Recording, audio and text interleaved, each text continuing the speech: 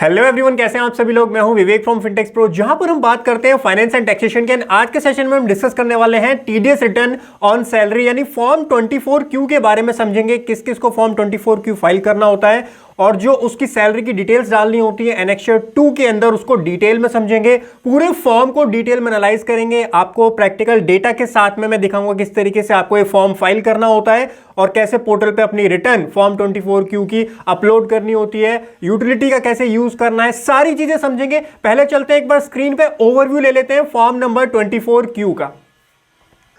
गई सेशन को स्टार्ट करने से पहले अगर आप जीएसटी, इनकम टैक्स, टीडीएस को डिटेल में और कॉम्प्रिहेंसिव मैनर में सीखना चाहते हैं तो हमारे एक practical course in GST, ITR and TDS है, जिसमें आपको 200 आवर्स की टोटल जो है वीडियोस मिलती हैं। साथ ही में ये अपडेटेड कोर्स है और इसके अंदर और भी अपडेट्स आने वाली हैं। तो टीडीएस का कोर्स अभी इसके अंदर अपडेशन में है, जिसके बाद में इसकी फीस बढ़ के 5500 हो जाएगी। अभी जो फीस है, करंट फीस इस कोर्स की 3500 है। तो अगर आप GST, ITR, TDS practically detail में इन डेप्थ में, पूरा कॉम्प्रिहेंसिव कोर्स है, थ्योरी एंड प्रैक्टिकल दोनों चीजें हमने यहां पे कवर की हैं। नीचे डिस्क्रिप्शन में लिंक मिलेगा, वहां से आप इस कोर्स की डिटेल्स चेक कर सकते हैं एंड एनरोल कर सकते हैं।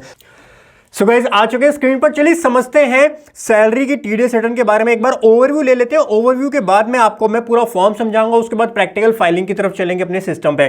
तो सर 4 रिटर्न जाती है पूरे साल के अंदर, 4 क्वार्टर्स होते हैं हमारे। क्वार्टरली रिटर्न आपको फाइल करनी होती है फॉर्म 24Q। क्वार्टर 1 की जो रिटर्न होती है अप्रैल टू जून, वो अप टू 31 जुलाई तक आपको फॉर्म 24Q फाइल करना होता है। बट इसमें आपको एनेक्सर 2 एंड एनेक्सर 3, ये 2 एनेक्सर्स होते हैं जो कि फाइल करने की जरूरत नहीं होती है। ये 2 एनेक्सर आपके खाली क्वार्टर 4 की जो रिटर्न होती है उसके अंदर आपको फाइल करना होता है। सेकंड क्वार्टर आपका जुलाई टू सितंबर अप टू 31 अक्टूबर तक आपको फाइल करना होता है फॉर्म 24Q। एंड क्वार्टर 3 हमारा जो है दैट इज अक्टूबर टू दिसंबर, ये अप टू 31 जैन तक आपको जो है इसकी फाइलिंग करनी होती है। एंड क्वार्टर 4 हमारा इंपॉर्टेंट होता है, जनवरी से मार्च का जो क्वार्टर होता है, इसके अंदर आपको form number 24Q annexure number 2 और एनेक्सर नंबर 3 ये दोनों फाइल करने की जरूरत भी पड़ती है। फॉर्म 24Q के बारे में मैं बता देता हूं। फॉर्म 24Q के अंदर 2 सेक्शन के अंदर रिपोर्टिंग की जाती है। एक तो टीडीएस ऑन सैलरी जो सेक्शन 192 के अंदर हम डिडक्ट करते हैं, दूसरा सेक्शन 194P यानी जो पेंशनर, जो स्पेसिफाइड बैंक्स को, जो स्पेसिफाइड सीनियर सिटीजन्स होते हैं जिनको आईटीआर फाइल करने की जरूरत नहीं होती है। फाइनेंस एक्ट 2021 में एक नया सेक्शन आया था इनकम टैक्स के अंदर, तो 194P के अंदर जो स्पेसिफाइड बैंक्स हैं उनको एनेक्सर नंबर 3 भी फाइल करना होता है। वो मैं आपको एक बार दिखा दूंगा, उसको पूरा एक ओवरव्यू भी दे दूंगा। बट वो सभी के लिए मैंडेटरी नहीं होता, जो स्पेसिफाइड बैंक्स होते हैं उनको खाली फाइल करना होता है। स्पेसिफाइड सीनियर सिटीजन्स के लिए वहां पे फाइल किया जाता है एनेक्सर नंबर 3। उसका भी ओवरव्यू मैं आपको साथ में आज के सेशन में दे दूंगा। बट मेन हमारा जो टॉपिक रहने वाला है वो एनेक्सर 2 जो होता है हमारा, जहां पर सैलरी की डिटेल्स डालनी होती है आपको, उसके ऊपर हमारा मेन फोकस रहेगा। और साथ ही में पूरा form number 24Q with annexure number 2 हम आज के सेशन में सीखेंगे। क्वार्टर 4 की जब आप एक बार रिटर्न फाइल कर देते हैं, उसके बाद में आपको फॉर्म 16 इशू करना होता है। ट्रेसेस की वेबसाइट से फॉर्म 16 जनरेट करना होता है। फॉर्म 16 आपको देन इशू करना होता है अपने एम्प्लॉयज को। बिफोर 15 जून तक आपको जो है इशू करना है फॉर्म नंबर 16। तो ये प्रोसेस होता है टीडीएस की रिटर्न फाइलिंग का। क्वार्टरली आपको फाइल करनी होती है। और क्वार्टर 4 जो होता है वो इंपॉर्टेंट होता है, क्योंकि इसमें एनेक्सर 2 और एनेक्सर 3 जहां पर सैलरी की डिटेल्स डालनी होती है वो इंपॉर्टेंट एनेक्सर्स होते हैं, वहां पर आपको डिटेल्स फिल करनी होती है। तो इसको ध्यान से समझेंगे। अब हम क्वार्टर 4 का ही आज का पूरा करने वाले हैं, पूरे सेशन में वही समझेंगे। उसके बाद एक बार फॉर्म नंबर 24Q को एक बार ब्रीफली समझ लेते हैं कि इसके अंदर कौन कौन से फॉर्म्स होते हैं, क्या क्या चीजें इसके अंदर आपको फिल करनी होती है। फॉर्म नंबर 24Q के अंदर जो हमारा फॉर्म होता है, यहाँ पर पर्टिकुलर्स और एम्प्लॉयर की डिटेल आपको डालनी होती है, और जो रिस्पॉन्सिबल पर्सन होता है उसकी डिटेल्स भी आपको यहाँ देनी होती है। सेकेंड पॉइंट में आपको चालान की डिटेल देनी होती है। चालान कैसे बनाया जाता है सैलरी के केस में, मैंने आपको अर्लियर सेशन में ऑलरेडी समझा दिया था, जहां पर हमने सीखा था कि सैलरी के ऊपर टीडीएस किस तरीके से कंप्यूट किया जाता है। वहां पर हमने एक एक्सेल कैलकुलेटर का यूज किया था, जिसकी हेल्प से हमने वो पूरी कंप्यूटेशन की थी। सो वहां पे मैंने आपको चालान प्रिपेयर करना भी सिखाया था। तो चालान किस तरीके से पे करना होता है और टीडीएस की लायबिलिटी किस तरीके से आती है। टीडीएस जो सेक्शन 192 की लायबिलिटी होती है वो पेमेंट बेसिस पे आती है। तो जब आप पे कर रहे हो उसके नेक्स्ट मंथ के 7 तक आपको टीडीएस जो है जमा कराना होता है, सैलरी वाला जो टीडीएस होता है वो। Now TDS amount, date of deposit, BSR code and serial number. ये इसके अलावा कुछ और इन्फॉर्मेशन भी होती है जो कि मैं आपको जब हम चलेंगे यूटिलिटी के ऊपर तब उसको डिटेल में समझेंगे। देन हमको एनेक्चर 1 फाइल करना होता है। एनेक्चर 1 जो है वहां पर डिडक्टी की डिटेल्स आती हैं, जो डिडक्टीज है उनकी डिटेल आपको यहां पर मेंशन करनी होती है। और ये एनेक्चर 1 आपका चारों क्वार्टर में जाता है, 1 2 3 4 चारों क्वार्टर में आपको एनेक्चर 1 फाइल करने की जरूरत होती है। एनेक्चर 2 की अगर हम बात करें तो एनेक्चर 2 इंपॉर्टेंट होता है, क्योंकि एनेक्चर 2 के अंदर आप सैलरी की डिटेल्स डालते हैं, जो पर्टिकुलर्स ऑफ सैलरीज होते हैं वो आपको एनेक्चर नंबर 2 के अंदर डालने होते हैं, सैलरी की डिटेल्स। और ये ओनली क्वार्टर नंबर 4 के अंदर आती है। क्वार्टर 1 2 और 3 के अंदर आपको एनेक्चर 2 और एनेक्चर 3 नहीं मिलेंगे, ये क्वार्टर 4 के अंदर आपको खाली देखने के लिए मिलता है। उसके बाद एक और एनेक्चर हमारा भी रिसेंटली ऐड हुआ है, एनेक्चर नंबर 3। इसको भी हम डिस्कस करेंगे एक बार जब हम यूटिलिटी में होंगे, मैं आपको डिटेल में ये भी समझाऊंगा। ये फाइल करना होता है स्पेसिफाइड बैंक्स को, ये फाइल करना होता है किसके लिए जरूरी होता है, जो स्पेसिफाइड सीनियर सिटीजन होते हैं उनका टीडीएस काटने की रिस्पॉन्सिबिलिटी अब स्पेसिफाइड बैंक्स की कर दी गई है, और उन बैंक्स को टीडीएस काटना होता है। और जो वो हमारे सीनियर सिटीजन है, स्पेसिफाइड सीनियर सिटीजन है, उनको अपनी आईटीआर फाइल करने की जरूरत नहीं होती है। फाइनेंस एक्ट 21 के अंदर ये अपडेट आया था, जिसकी वजह से एनेक्चर 3 हमारा फॉर्म 24Q के अंदर ऐड हुआ था। 194P नया सेक्शन ऐड हुआ था, स्पेसिफाइड बैंक्स को ये करना होता है, सारे एम्प्लॉयर्स को नहीं करना होता। और यहाँ पर एम्प्लॉय की बात भी नहीं होती। एनेक्चर 3 जो होता है that is a different thing. यहाँ पर बैंक्स को जो सुपर सीनियर ये वाले 75 अबव होते हैं, बेसिकली स्पेसिफाइड सीनियर सिटीजन, इनके केस में टीडीएस रिडक्शन की बात जो है वो यहाँ पर आती है। सो इस तरीके से हमारे 3 एनेक्चर्स होते हैं, चालान की डिटेल्स होती है, फॉर्म होता है, और हमारा फॉर्म 24Q एनएसडीएल से हमको डाउनलोड करना होता है। नाउ पूरा प्रोसेस किस तरीके से आपको सिस्टम पे करना है, किस तरीके से डाउनलोड करना है, और एक एक चीज को बिल्कुल ही डिटेल में और प्रैक्टिकल मैनर में समझते हैं। सीधा अपनी कंप्यूटर स्क्रीन पर चलते हैं एंड कंटिन्यू करते हैं अपने सेशन को। So guys we are on the screen now. चलिए समझते हैं अपने फॉर्म 24Q को किस तरीके से फाइल करना है, उसकी वर्किंग किस तरीके से होगी। एंड वर्किंग जो है ना वो बहुत कॉम्प्लेक्स हो जाती है, क्योंकि मैं क्वार्टर 4 का पूरा प्रोसेस आपको समझाने वाला हूं। जो सैलरी की डिटेल्स होती हैं बहुत ही ज़्यादा वास्ट होती हैं, बहुत ही ज़्यादा टेक्निकल होती हैं। वीडियो थोड़ी सी लंबी हो सकती है, साथ में अपने नोट्स बनाते हुए चलिएगा। ईच एंड एवरीथिंग मैं बिल्कुल ही डिटेल में एक्सप्लेन करने वाला हूं आपको। सबसे पहले आपको जाना है कहां पर, जो आरपीयू यूटिलिटी होती है, आप आरपीयू यूटिलिटी जो है डालेंगे फॉर टीडीएस गूगल के ऊपर। तो प्रोटीन पहले एनएसडीएल की वेबसाइट होती थी, अब ये प्रोटीन हो चुका है। यहां से आपको यूटिलिटी मिलती है, तो जो भी लेटेस्ट यूटिलिटी है उसको आप यूज कीजिएगा, उसको डाउनलोड कीजिएगा, और उसमें ही आपको काम करना है। सो अभी जो हमारी लेटेस्ट यूटिलिटी आई है वो आई है वर्जन 4.5 आरपीयू यूटिलिटी हमारी आई है, जिसपे आज हम काम करने वाले हैं। तो इसको आपको क्या करना है, डाउनलोड कर लेना है। इसको अपने सिस्टम में आप इसको डाउनलोड कर लीजिए। डाउनलोड करने के बाद इसको एक्सट्रैक्ट कर लीजिए। एक्सट्रैक्ट कर लेता हूं मैं, एक्सट्रैक्ट फाइल्स, परफेक्ट। सो मेरी सारी फाइल्स यहां पे एक्सट्रैक्ट हो गई हैं। उसके बाद हम इसको ओपन करेंगे ये फोल्डर को। अब इस फोल्डर को मैं थोड़ा सा जूम इन करता हूं सो दैट आपको चीजें इजीली समझ में आए। यहां पे काफी सारी फाइल्स होती हैं, काफी सारी फाइल देखो यहां पर आपको मिलेंगी। एक TDS_RPU बैच फाइल होती है, बैच फाइल। मैं थोड़ा जूम इन करके दिखा देता हूं, ये वाली, इसको जरा ध्यान से देखो। TDS_RPU ये लिखा हुआ है, विंडो बैच फाइल। लिस्ट में देखना चाहते हो तो ये यहां पे होती है विंडो बैच फाइल। इसको आपको रन करना है, लेकिन इसको रन करने से पहले ध्यान रखिएगा आपके सिस्टम में या लैपटॉप में जहां पे भी आप काम कर रहे हैं जावा जरूर इंस्टॉल होना चाहिए। जावा एक फ्री सॉफ्टवेयर होता है, आप ओरेकल का सॉफ्टवेयर है वैसे, जावा ओरेकल यहाँ पे डाउनलोड जावा फॉर विंडोज कर लीजिएगा अगर नहीं है इंस्टॉल। अगर ये एप्लीकेशन आपके में रन नहीं हो रही है, इसका मतलब जावा का इशू है वो, तो एक बार यहाँ से जरूर उसको वो कर लीजिए, डाउनलोड कर लीजिए। उसके बाद में आप TDS_RPU यूटिलिटी जो है इसको ओपन करेंगे तो इस तरीके से हमारी यूटिलिटी, ये हमारा विंडो होती है। यहाँ पे ये हमारे फॉर्म्स ओपन हो गए हैं। टीडीएस की यूटिलिटी है, एनएसडीएल की यूटिलिटी है, फ्री यूटिलिटी होती है, फ्री में आप इसको यूज कर सकते हैं। फॉर्म नंबर 24Q आज हम सीखने वाले हैं, रेगुलर फाइलिंग सीखने वाले हैं। करेक्शन वाला हमारा आज का सेशन नहीं है, रेगुलर फाइलिंग का सेशन है। क्लिक टू कंटिन्यू पे आप क्लिक करेंगे। यहाँ पे आप थोड़ा सा ना फॉन्ट छोटे छोटे आएंगे और ये जूम होता नहीं है, तो उसके लिए आई एम रियली सॉरी। मैं आपको एक्सप्लेन करता रहूंगा एक एक चीज, तो आप अगर वीडियो देख रहे हैं फुल रिजोल्यूशन में देखिएगा तो आपको चीजें थोड़ी अच्छे से समझ में आएंगी, क्योंकि यहाँ पे बहुत छोटा फॉन्ट दिया हुआ है और चाहते हुए मैं उसको जूम नहीं कर पाऊंगा। ठीक है, तो सबसे पहले फॉर्म देखिए, आप ऊपर फॉर्म देखेंगे तो form, challan, annexure and other services of tin आपका यहाँ पे आ रहा है। लेकिन सर आप तो बोल रहे थे एनेक्चर 2 आएगा, एनेक्चर 3 आएगा, वो तो यहां दिख नहीं रहा। वो तब दिखेगा जब मैं यहां पर financial year and quarter select करूंगा। तो यहां पे आप देखिए सबसे पहले आपको फाइनेंशियल ईयर इधर दिख रहा है। सबसे पहले मैं फाइनेंशियल ईयर यहां से सेलेक्ट करता हूं, 22 एंड 23 अपडेटेड करेंगे बिल्कुल काम।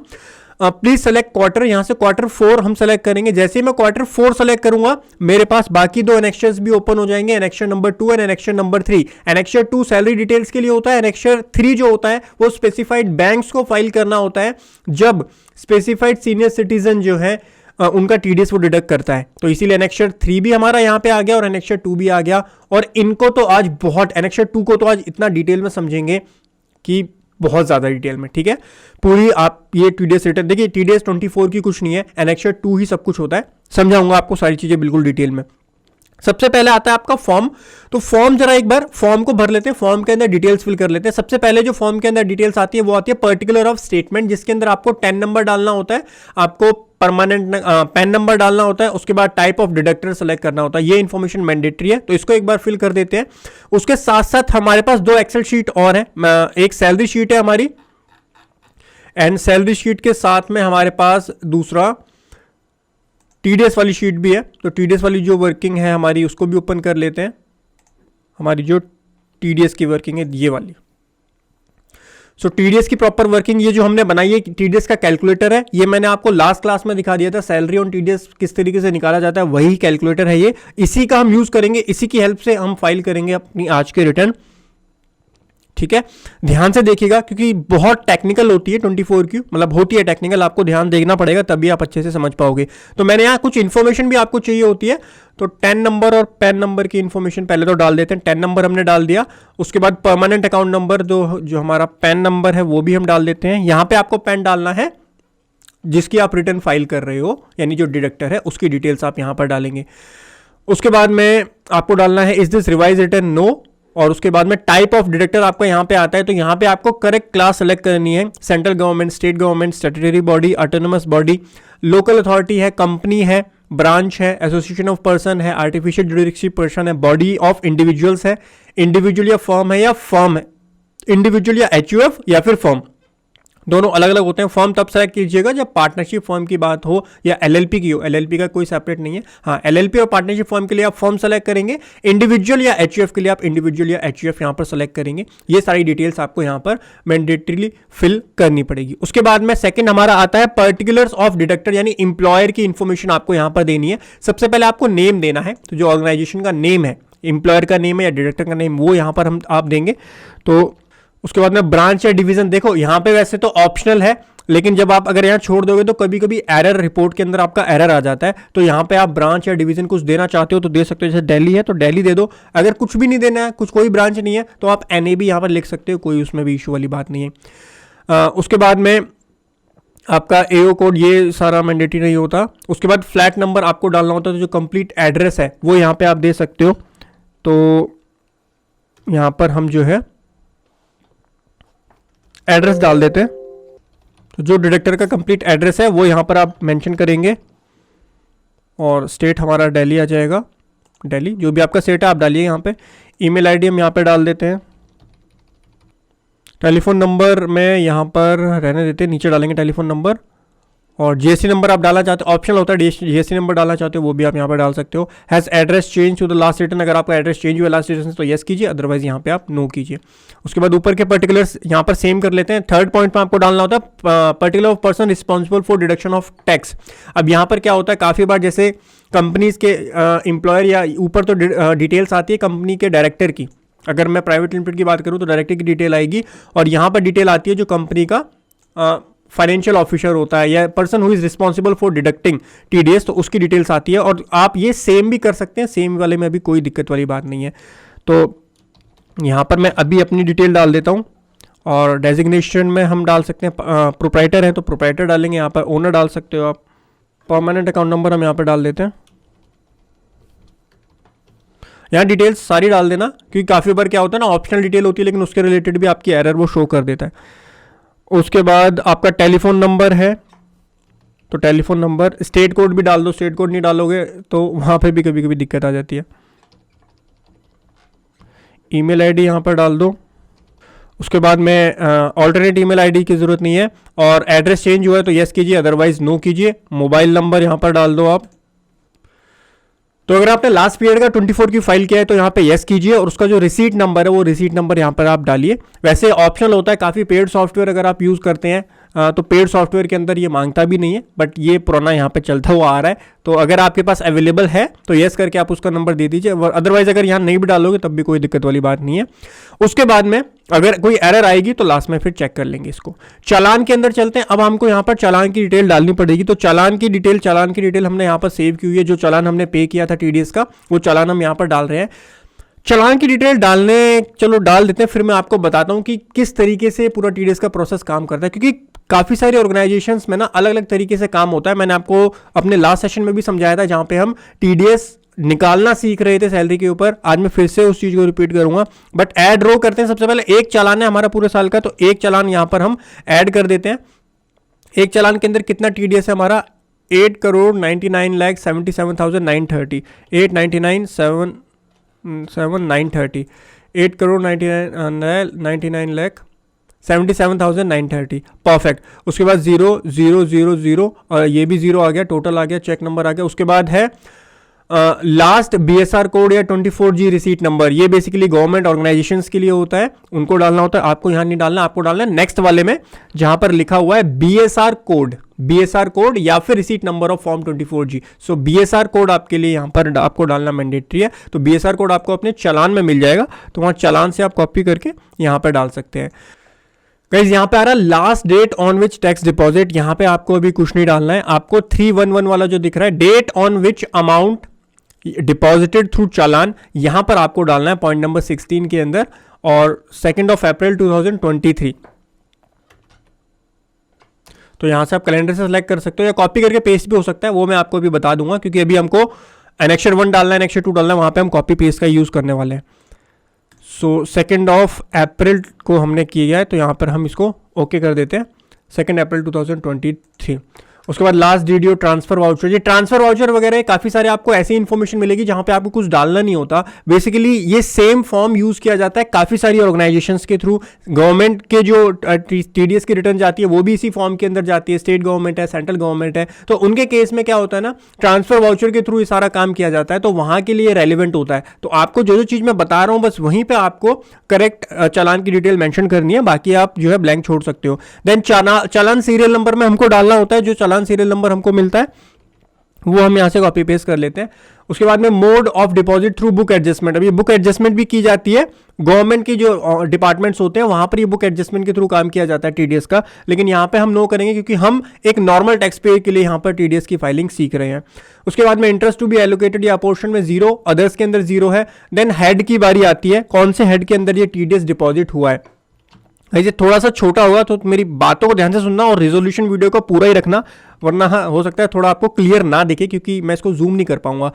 200 TDS paid by regular tax payer. मैंने चालान बनाते टाइम भी लास्ट जो हमारा टीडीएस ऑन सैलरी वाला सेशन था वहां पे मैंने आपको समझाया था कि 200 वाला जो हेड होता है वो नॉर्मल जब आप टैक्स की टीडीएस की पेमेंट करते हो तो 200 हेड के अंदर जाती है। 400 हेड के अंदर जब डिपार्टमेंट, इनकम टैक्स डिपार्टमेंट जब कोई असेसमेंट करता है आपकी, तब 400 हेड के अंदर आप जो है उसकी टैक्स की या टीडीएस की पेमेंट करते हो तब 400 हेड में जाएगा। ये जो पेमेंट है नॉर्मल है, तो 200 के अंदर हम यहाँ पर सेलेक्ट कर लेते हैं और ये हमारी इंफॉर्मेशन हमने यहाँ पर चालान की इंफॉर्मेशन हमारी सेव हो जाती है। उसके बाद में जाएंगे हम एनेक्चर नंबर 1 के अंदर। एनेक्चर 1 के अंदर हमको डिडक्टी की डिटेल डालनी होती है। नाउ अब थोड़ा सा समझना आपके लिए जरूरी है, हम किस तरीके से, हमारा केस क्या है, आपका केस इससे डिफर कैसे हो सकता है और किस तरीके के केसेस आपके सामने आ सकते हैं, आपके क्लाइंट किस तरीके से आ सकते हैं। देखिए टीडीएस क्या होता है ना, मैंने आपको टीडीएस ऑन सैलरी जब हम कैलकुलेशन सीख रहे थे वहां भी समझाया था कि काफी ऑर्गेनाइजेशन क्या करती है, एवरी मंथ टीडीएस की पेमेंट करती है, सैलरी की टीडीएस कैलकुलेट करती हैं, टीडीएस की पेमेंट करती हैं और चालान बना करके उसकी पेमेंट करती हैं। काफी ऑर्गेनाइजेशन क्या करती हैं कि साल के लास्ट 3 मंथ्स जो होते हैं, जैन, फेब एंड मार्च, खाली उसमें टीडीएस की डिडक्शन करती हैं। काफी ऑर्गेनाइजेशंस ऐसी होती हैं जो जितना भी टीडीएस होता है, उनके नंबर ऑफ एम्प्लॉय ज्यादा नहीं होते या सैलरी इतनी ज्यादा नहीं होती है जो टीडीएस इतना बने, तो वो लास्ट का जो मार्च का मंथ होता है उसके अंदर ही टीडीएस का पूरा कंप्लायंस, मार्च मंथ के अंदर जिस किसी का भी टीडीएस बनता है मार्च मंथ के अंदर ही उसका टीडीएस पे हो जाता है, उसकी पेमेंट हो जाती है। नाउ डिडक्टिव डिटेल आप किस तरीके से डालेंगे? देखिए, अगर आप एवरी मंथ कंप्लाइंस कर रहे हैं, हर महीने आप कंप्लाइंस कर रहे हैं, हर महीने आप टीडीएस काट रहे हैं, तो नेक्स्ट मंथ के 7 तक आपको उसकी पेमेंट करनी होती है टीडीएस की, टीडीएस ऑन सैलरी वाले की। तो उस सिचुएशन में आपको क्वार्टरली रिटर्न फाइल करनी होती है। अब जब आप क्वार्टरली रिटर्न फाइल करेंगे तो एक चीज ध्यान से सुनिए, हम बात कर रहे हैं फॉर्म नंबर 24Q की। तो 24Q में चालान की डिटेल और एनेक्शर 1 की डिटेल आपको फाइल करनी है। फर्स्ट के 3 क्वार्टर में तो ये भी जाएगा, ये तो बल्कि चारों क्वार्टर में जाता है। एनेक्शर 1 जो होता है वो आपके चारों क्वार्टर में आपको फाइल करना होता है। सो अगर आप या आपका क्लाइंट मंथली बेसिस पे काम कर रहा है, मंथली बेसिस पे टीडीएस की डिडक्शन कर रहा है, चालान की पेमेंट कर रहा है, तो आपको सारे क्वार्टर की रिटर्न फाइल करना जरूरी है। मैंडेटरी आपके लिए कि आप सारे क्वार्टर की रिटर्न फाइल करें। और यहां पर हमको डिडक्टिव की डिटेल देनी है। अब डिडक्टिव की डिटेल अगर आपने फर्स्ट 3 क्वार्टर की रिटर्न ऑलरेडी फाइल की हुई है तो आपको किस तरीके से देनी है, तो वो थोड़ा सा सिनेरियो डिफरेंट बन जाता है। इसीलिए इस वाले पॉइंट को थोड़ा सा ध्यान से समझिएगा, ठीक है। हमारे वाले केस में क्या हुआ, मैं आपको पहले वो समझाता हूं। हमारे केस में हमने पूरा का पूरा टीडीएस जो है वो मार्च मंथ के अंदर ही डिडक्ट किया है। पूरा का पूरा टीडीएस मार्च मंथ में डिडक्ट हुआ है, ठीक है। हो सकता है आपके केस में 3 महीने में टीडीएस डिडक्ट हो रहा हो, आपने जनवरी में भी डिडक्ट किया हो, फरवरी में और मार्च में। जनरली ऐसा ही होता है, जनवरी, फरवरी या मार्च के अंदर टीडीएस की डिडक्शन की जाती है। तो उस सिचुएशन में आपको किस तरीके से यहां पर सैलरी की डिटेल्स डालनी है, ध्यान से सुनिए। यहां पे आपको रो करना है, क्रिएट, एक सेकंड रुकिए, इंसर्ट रो। यहां पर आप रो इंसर्ट करेंगे तो आपके चालान आ जाएंगे। अब अभी चालान की हमने डिटेल डाली थी, केवल एक चालान हमने ऐड किया था, एक चालान के अंदर हमने पूरी पेमेंट की थी। तो अब हमसे पूछ रहा है कि इस चालान के अंदर कितने डिडक्टी का रिकॉर्ड है, कितने डिडक्टी का रिकॉर्ड है वो हमको यहां पर मेंशन करना है, ठीक है। अब देखो जनरली क्या होता है ना, मैं आपको वो भी समझा देता हूं। जनरली क्या होता है, जैसे लास्ट के 3 महीने में देखा गया, बहुत सारे हमारे क्लाइंट्स ऐसा करते हैं जो जनवरी, फरवरी और मार्च के अंदर टीडीएस काटते हैं। तो उनके 3 चालान यहां पर बनते हैं, 3 चालान यहां पर प्रिपेयर किए जाते हैं। और जनवरी की पेमेंट होती है, फिर फरवरी की पेमेंट होती है, फिर मार्च में जितना टीडीएस बनता है उसकी पेमेंट होती है। और तीनों के अगेंस्ट फिर हमको इंप्लॉयज की डिटेल डालनी होती है। जनवरी, मान लीजिए हमारे 10 इंप्लॉय है, तो 10 इंप्लॉय जनवरी के, 10 इंप्लॉय, वही 10 इंप्लॉय फरवरी में और वही 10 इंप्लॉय मार्च में भी, ठीक है। तो टोटल 30 डिडक्टिव की डिटेल हमको यहां पर ऐड करनी है। यहां पर जब मैं इंसर्ट रो करूंगा, एक सेकंड रुकिए, इंसर्ट रो पे मैंने क्लिक किया। ये थोड़ी टेक्निकल चीजें मैं आपको समझा रहा हूं, ध्यान से समझिएगा इन चीजों को। हमारे चालान 3 आ रहे होंगे, ठीक है। 3 चालान के अंदर पहले चालान में 10 डिडक्टिव की डिटेल, दूसरे चालान में 10 डिडक्टिव की डिटेल, तीसरे चालान में 10 डिडक्टिव की डिटेल, मतलब वही 10 इंप्लॉय पहले चालान में, वही 10 इंप्लॉय दूसरे चालान में, वही 10 इंप्लॉय तीसरे चालान में, और तीनों की डिटेल मुझे यहां पर देनी पड़ेगी, जनवरी, फरवरी एंड मार्च की। लेकिन हमारा वाला केस, हमने एक ही चालान बनाया मार्च महीने के अंदर, ध्यान से सुनना, मार्च मंथ के अंदर हमने एक ही चालान बनाया और उसके अंदर ही जितना टीडीएस था पूरे साल का वो मार्च महीने में डिडक्ट कर लिया, ठीक है। तो इसलिए यहां पर हमारे कितने इंप्लॉयज थे, हमारा जो केस है, हमारे केस में इंप्लॉयज भी थोड़े से ज्यादा है। एक सेकेंड, 1000 इंप्लॉय है, 1000 इंप्लॉय का डेटा है। तो हम क्या करेंगे, इंसर्ट रो करेंगे, यहां पर हम 1000 इंप्लॉय का डेटा हम यहां पर डाल देंगे और पूरे साल का डेटा हम यहां पर डालेंगे, क्योंकि हमने Q1, Q2 और Q3 की रिटर्न फाइल नहीं की है। अब ध्यान से सुनो, केस थोड़ा सा डिफर हो सकता है आपके केस में। आपका क्लाइंट हो सकता है लास्ट के 3 क्वार्टर में खाली टीडीएस काटता हो, तो आप भी Q4 ही भरोगे, आप भी फर्स्ट, सेकंड, थर्ड क्वार्टर में नहीं भरोगे, क्योंकि फर्स्ट, सेकंड, थर्ड क्वार्टर में तो कोई टीडीएस आपके क्लाइंट ने काटा ही नहीं है, तो आप उसकी रिटर्न भी फाइल नहीं करोगे। But the point is, 4th quarter में आपके क्लाइंट ने जनवरी, फरवरी, मार्च में 3 चालान बनाए हैं, लेकिन हमारे केस में जो हम डिस्कस कर रहे हैं वहां पर एक ही चालान बना है। तो इसीलिए ध्यान से समझिएगा यहां पर आपको किस तरीके से डेटा डालना है। तो मैंने 1000 इंप्लॉयज का डेटा यहां पर डाल दिया। अगर मेरे केस में 3 चालान यहां पर प्रिपेयर होते, चालान नंबर 1, 2 और 3, तो जनवरी में टीडीएस कटता, फरवरी में कटता, मार्च में कटता, 3 महीने में टीडीएस कटा है। तो जनवरी में 1000 मेरे को चालान की डिटेल डालनी होती, फिर फरवरी की डिटेल मेरे को अलग डालनी होती, मार्च की डिटेल अलग डालनी होती। टोटल 3000 मुझे यहां पर रोज ऐड करनी होती। अभी मैं 1000 इसलिए ऐड कर रहा हूं क्योंकि मैंने खाली 12 मंथ का टीडीएस एक बार में काट लिया मार्च मंथ में। तो इसीलिए बहुत ध्यान से समझ लीजिएगा कौन सा केस आप कर रहे हो, आपका केस क्या है, उसके बाद आपको यहां पर सेलेक्ट करना है कितने डिडक्टिव्स के रिकॉर्ड आप यहां पर ऐड करेंगे। 1000 डिडक्टिव के रिकॉर्ड हमने यहां पर ऐड कर दिए, ठीक है। उसके बाद अब इसको समझते हैं एक बार ध्यान से। सबसे पहले चालान सीरियल नंबर आपका आ जाता है, तो चालान सीरियल नंबर एक ही चालान है हमारा। आगे आइए, जो आपके व्हाइट वाली सेल्स होती हैं खाली, उसमें आप डेटा डाल सकते हो। Section under which payment is made, तो सेक्शन जो चालान बनाते टाइम भी मैंने आपको समझाया था 92B होता है हमारा, जिसके अंदर हम इसकी पेमेंट मेड करते हैं। तो ये हमारी पूरी टीडीएस की कैलकुलेशन है। यहाँ पे लास्ट में जाके एक काम करते हैं, 92B लिख लेते हैं और उसको कॉपी पेस्ट हो जाए। यहाँ पे डेटा आपका कॉपी पेस्ट हो जाता है, मैंने ऑलरेडी लिखा हुआ है। वैसे थोड़ा सा इसको तो जूम इन वैसे कर ही सकते हैं। ये 92B है, इसको कॉपी करके आप डायरेक्टली यहाँ पर पेस्ट कर सकते हो, तो आपका यहाँ पर कॉपी पेस्ट हो जाएगा। उसके बाद में आप आगे आओगे तो सीरियल नंबर आएगा। सीरियल नंबर के बाद में आएगा एम्प्लॉय रेफरेंस नंबर। अब एम्प्लॉय रेफरेंस नंबर देखिए यहाँ पर डालना मैंडेटरी है, नहीं डालोगे तो आपका एरर आ जाएगा। अगर आपके क्लाइंट के केस में कोई एम्प्लॉय रेफरेंस नंबर है ही नहीं तो आप 1 2 3 करके भी यहाँ पे डाल सकते हो। हमारे केस में तो एम्प्लॉय रेफरेंस नंबर हमारे पास है अवेलेबल। एम्प्लॉय कोड जो है वो हम यहाँ पर मेंशन कर देंगे इस तरीके से, तो एम्प्लॉय रेफरेंस नंबर आ जाता है। उसके बाद पैन नंबर ऑफ एम्प्लॉय, तो पैन ऑफ एम्प्लॉय के केस में हम यहाँ पर, ये पैन है, पैन यहाँ पर डाल देंगे, Ctrl+V। अब यहाँ पर आप एक चीज देखेंगे, पैन के साथ में ना सीनियर सिटीजन भी लिखा हुआ है।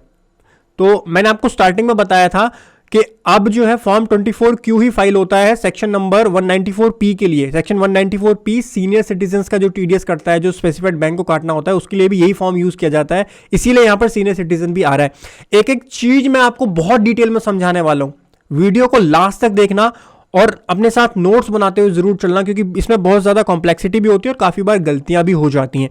ठीक है, तो ध्यान से देखते हुए चलिएगा। मैं सारे केसेस आपको समझाऊंगा, क्योंकि बहुत तरीके की प्रैक्टिस इंडिया में चलती है। सारे केस हम डिस्कस करेंगे। नेम ऑफ एम्प्लॉय आपको लेना है, तो नेम ऑफ एम्प्लॉय तो का डेटा आपके पास ऑब्वियसली होगा, वो हम यहाँ से कॉपी करके यहाँ पेस्ट कर देंगे। उसके बाद में डेट ऑफ पेमेंट या क्रेडिट, आपने कब पेमेंट की है। तो हमारे केस में मैं अपना केस समझा देता हूं।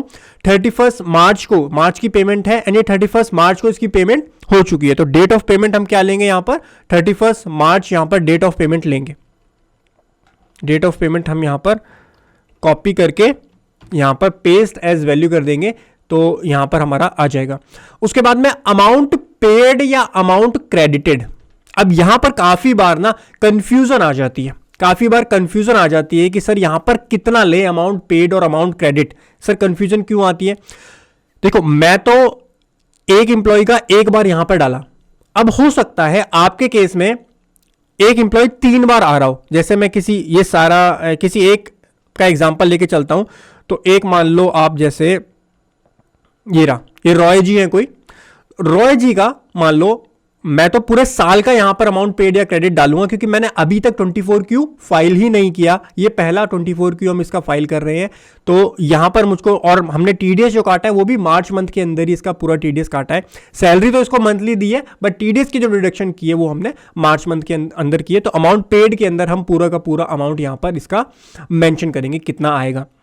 आपके केस में हो सकता है आपने 3 मंथ में उसका टीडीएस डिडक्ट किया हो, तो आपको क्या करना है, ये जो एम्प्लॉय है रॉय जी, ये रॉय आपका कितने बार आएगा, 3 बार आएगा इस शीट के अंदर। मैंने आपको स्टार्टिंग में भी समझा दिया था, 3 बार शीट के अंदर आएगा। फिर कितना अमाउंट आपने जनवरी में पे किया वो आपको अलग लिखना है, कितना फरवरी में पे किया वो अलग लिखना है, कितना मार्च में पे किया वो अलग लिखना है। जितना अमाउंट जैन में पे किया वो यहाँ जैन में डालो, मतलब एक चालान नंबर 1 में डालो, फिर चालान 2 के अंदर जो फैब में पे किया वो डालो, फिर चालान 3 के अंदर जो आपने मार्च में पे किया वो डालना। आपको थोड़ी चीजें आई नो ये कॉम्प्लेक्स है, बट आपको समझनी पड़ेगी। मैं आपको बहुत इजीली समझाने की कोशिश कर रहा हूं, आप समझिए किस तरीके से काम होता है।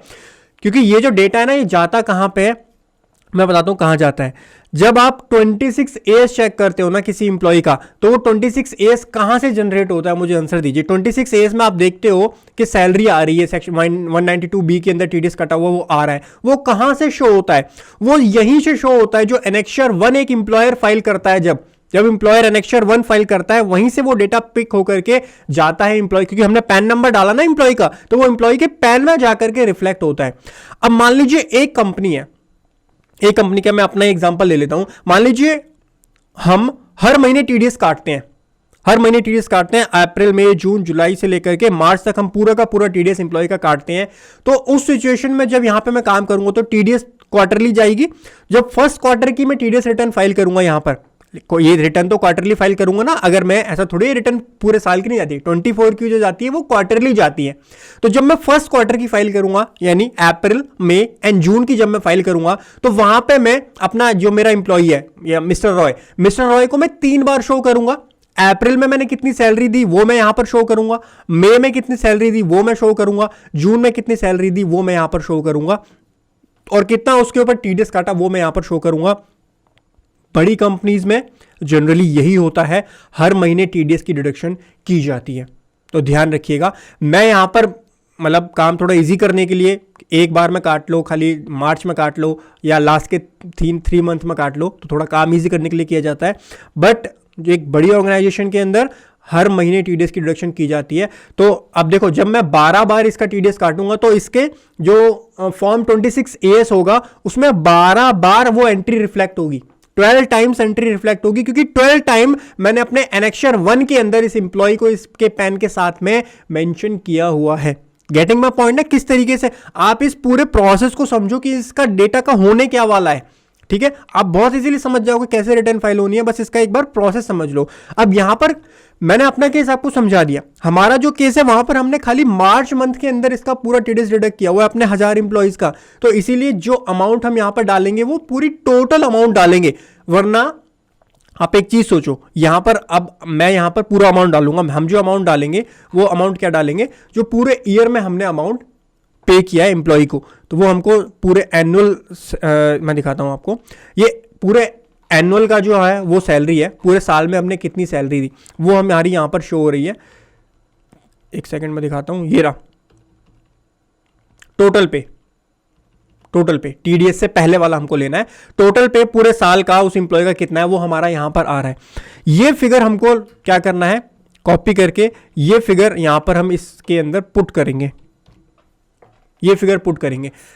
सर यहां तो लिखा अमाउंट पेड, खाली मैं मार्च मंथ की सैलरी डालूं तो कैसा रहेगा? देखो, मार्च मंथ की सैलरी अगर आप डालोगे ना तो वो तब डालो जब आप यहां पर इस इंप्लॉय को कितने बार, फोर्थ क्वार्टर का काम कर रहे हो ना, तो 3 बार आपने उसको शो किया हो, और आपने बाकी की जो 3 रिटर्न्स है, फर्स्ट क्वार्टर की, सेकंड क्वार्टर की, थर्ड क्वार्टर की, वो भी करेक्टली फाइल की है, तब और 3 बार यहां पर डालो इस इंप्लॉय को, तब यहां पर मार्च की शो करो। फिर डेट ऑफ पेमेंट भी चेंज हो जाएगी, क्योंकि जो आपका फरवरी मंथ की पेमेंट होगी उसके लिए डेट ऑफ पेमेंट अलग होगी 28 फरवरी, जनवरी की पेमेंट होगी 31 जनवरी होगी आपकी, तो उसको कितना आपने पे किया, उस तरीके से आपको बाइफरकेट करना होता है। लेकिन हमारे केस में हमने क्या किया, पूरा का पूरा अमाउंट यहां पर इसलिए डाला है जिससे कि अब अगर ये अपना 26 खोल करके देखेगा, 26 खोल करके देखेगा तो वहां पर इसको दिखेगा कितना अमाउंट पे हुआ, तो वो अमाउंट करेक्ट जाएगा। क्योंकि हमने अभी तक, मैंने खाली इसको एक बार ही दिखाया, मेरी बात को समझो, मैंने इसको खाली एक बार ही दिखाया और एक बार में मैंने इसका टोटल सैलरी का अमाउंट यहां पर पुट कर दिया है। ठीक है, जिससे कि अब इसका 26 ईयर्स करेक्टली शो होगा। दूसरा तरीका क्या होता है, जब आप लास्ट के क्वार्टर में तीनों महीने में इसकी पेमेंट कर रहे हैं तो आप दिखाओगे जनवरी में इतना, फरवरी में इतना, मार्च में इतना, और उसमें कितना कितना अमाउंट गया वो आपको यहां पर दिखाना होता है। ठीक है, आगे आ जाओ। टीडीएस कितना काटा है, टीडीएस आपको यहां डालना है, टोटल पूरे साल का टीडीएस कितना है, पूरे साल का टीडीएस। अब देखो, आप यहां ना केस बदलेगा तो यहां सिचुएशन चेंज हो जाएगी, यहां चीजें चेंज हो जाएंगी। अगर आप बोल रहे हो कि सर हम तो मंथली कंप्लाइंस कर रहे हैं, हमने क्वार्टर 1 की 24 क्यू भी फाइल की, क्वार्टर 2 की 24 क्यू भी फाइल की, क्वार्टर 3 की, क्योंकि यही कंफ्यूजन आती है कि यहां पर डाले कौन सा टीडीएस अमाउंट, पूरे साल का टीडीएस डाले, पूरे महीने का डाले, पूरे क्वार्टर का डाले, यही कंफ्यूजन आती है ना। तो भाई एक चीज सुन लो, अगर आप ये रॉय साहब को आपने सारी तीनों रिटर्न फर्स्ट क्वार्टर की, सेकंड क्वार्टर की, थर्ड क्वार्टर की फाइल की है, तो वहां पर आपने इसको मंथली वाइज दिखाया होगा। अब करोगे तो अब भी इसको मंथली वाइज दिखाओ, ये मार्च का अलग दिखाओ। मैं तो पूरा का पूरा मार्च में दिखा रहा हूं, अब मेरी बात को समझो, मैं जो दिखा रहा हूं एक इंप्लॉई को पूरा का पूरा एक ही बार दिखा रहा हूं, इसीलिए पूरी अमाउंट ले रहा हूं, यहां पर अमाउंट पेड के अंदर भी और पूरी अमाउंट ले रहा हूं टीडीएस के अंदर भी। टीडीएस में भी मैं लूंगा पूरे साल का टीडीएस, जितना टोटल टीडीएस है यहां पर, ये हमारा टोटल टीडीएस, ये आप अपनी कैलकुलेशन शीट से पिक करेंगे, ये हम टोटल टीडीएस यहां पर ले रहे हैं। लेकिन आप ध्यान रखना, अगर 3 बार आपका इंप्लॉय यहां पर आ रहा है और आपने पिछले फर्स्ट, सेकंड, थर्ड तीनों क्वार्टर की रिटर्न भी फाइल कर दी है, तो आपको यहां पर जो अमाउंट लेना है वो उसी मंथ का रिस्पेक्टिव सैलरी जो आपने पे की वो लोगे, और उस मंथ में जितना रिस्पेक्टिव टीडीएस पे किया वो यहां पर लोगे। ये बहुत कंफ्यूजिंग पॉइंट होता है, ध्यान से समझ लीजिएगा इन चीजों को, ठीक है। उसके बाद सरचार्ज कितना है, एजुकेशन सेस कितना है, वो आप यहां पे ले सकते हो। तो ये हम जीरो रखेंगे, यहां कुछ भी आपको डालने की जरूरत नहीं है।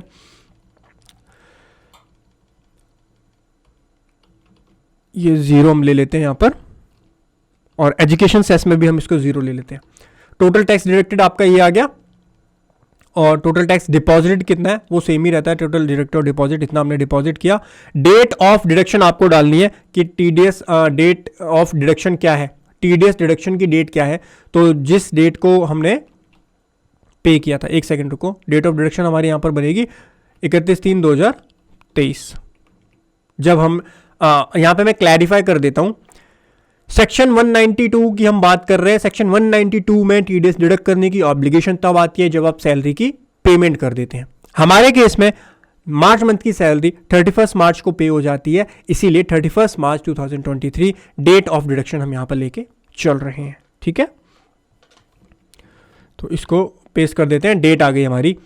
उसके बाद में रीजन फॉर नॉन डिडक्शन या लोअर डिडक्शन, तो लोअर डिडक्शन या है तो उसका रीजन दे दो, अदरवाइज इसको आप छोड़ सकते हो। काफी अगर किसी सिचुएशन में नॉन डिडक्शन लोअर डिडक्शन का सर्टिफिकेट आपको एम्प्लॉय लाके दे देता है तो वहां यहाँ पे आपको रिमार्क उसका देना होता है, अदरवाइज आप इसको छोड़ सकते हो। तो इस तरीके से हमने अपने 1000 एम्प्लॉयज की डिटेल्स यहाँ पर डाल दी हैं। अब मैं अगर अपना केस आपको समझाऊं ना, ध्यान से समझो, देखो इसको बहुत प्रैक्टिकल वे में समझोगे तो ये चीजें इजीली समझ जाओगे।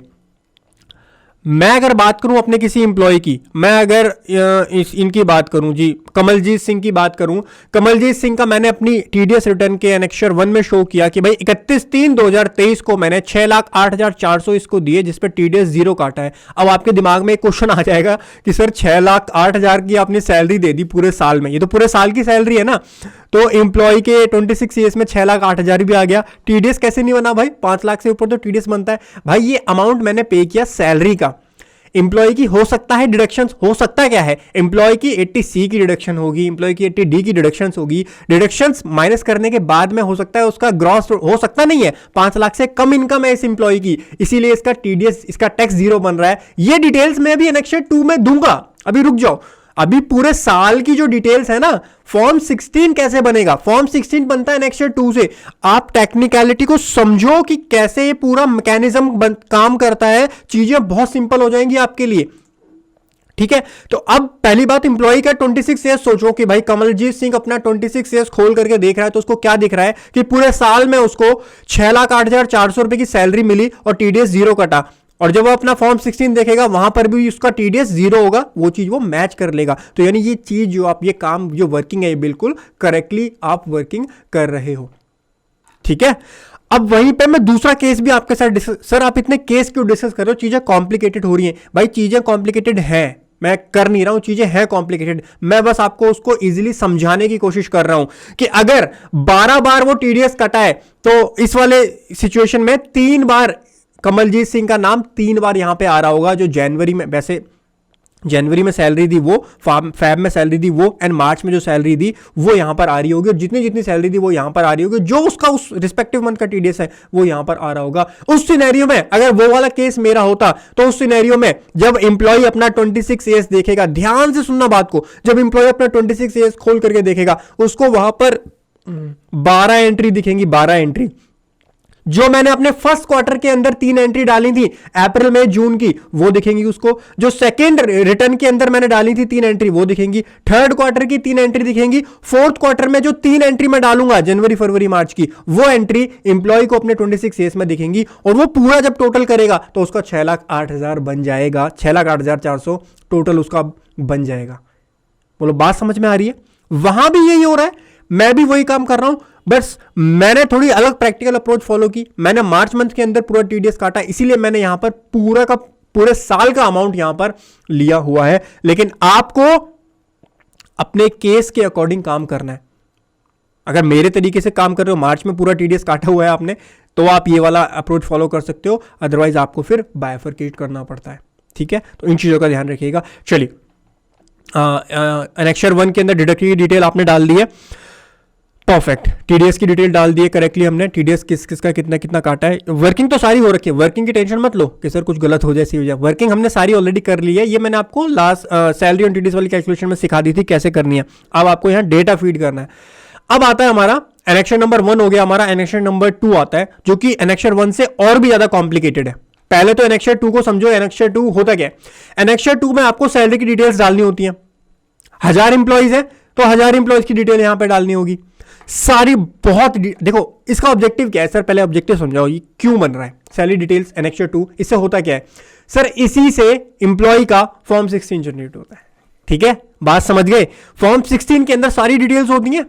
सेक्शन 17(1) में सैलरी कितनी है, एचआरए की डिडक्शन है, उसके बाद हाउस प्रॉपर्टी का भी आता है, अदर सोर्स का भी आता है, ग्रॉस टोटल इनकम भी आती है, डिडक्शंस भी आती हैं। फॉर्म 16 एक एम्प्लॉय का फॉर्म 16 होता है जो कि एम्प्लॉयर को इशू करना होता है। वो जो फॉर्म 16 बनता है ना, वो फॉर्म 16 कैसे जादू से बन जाता है?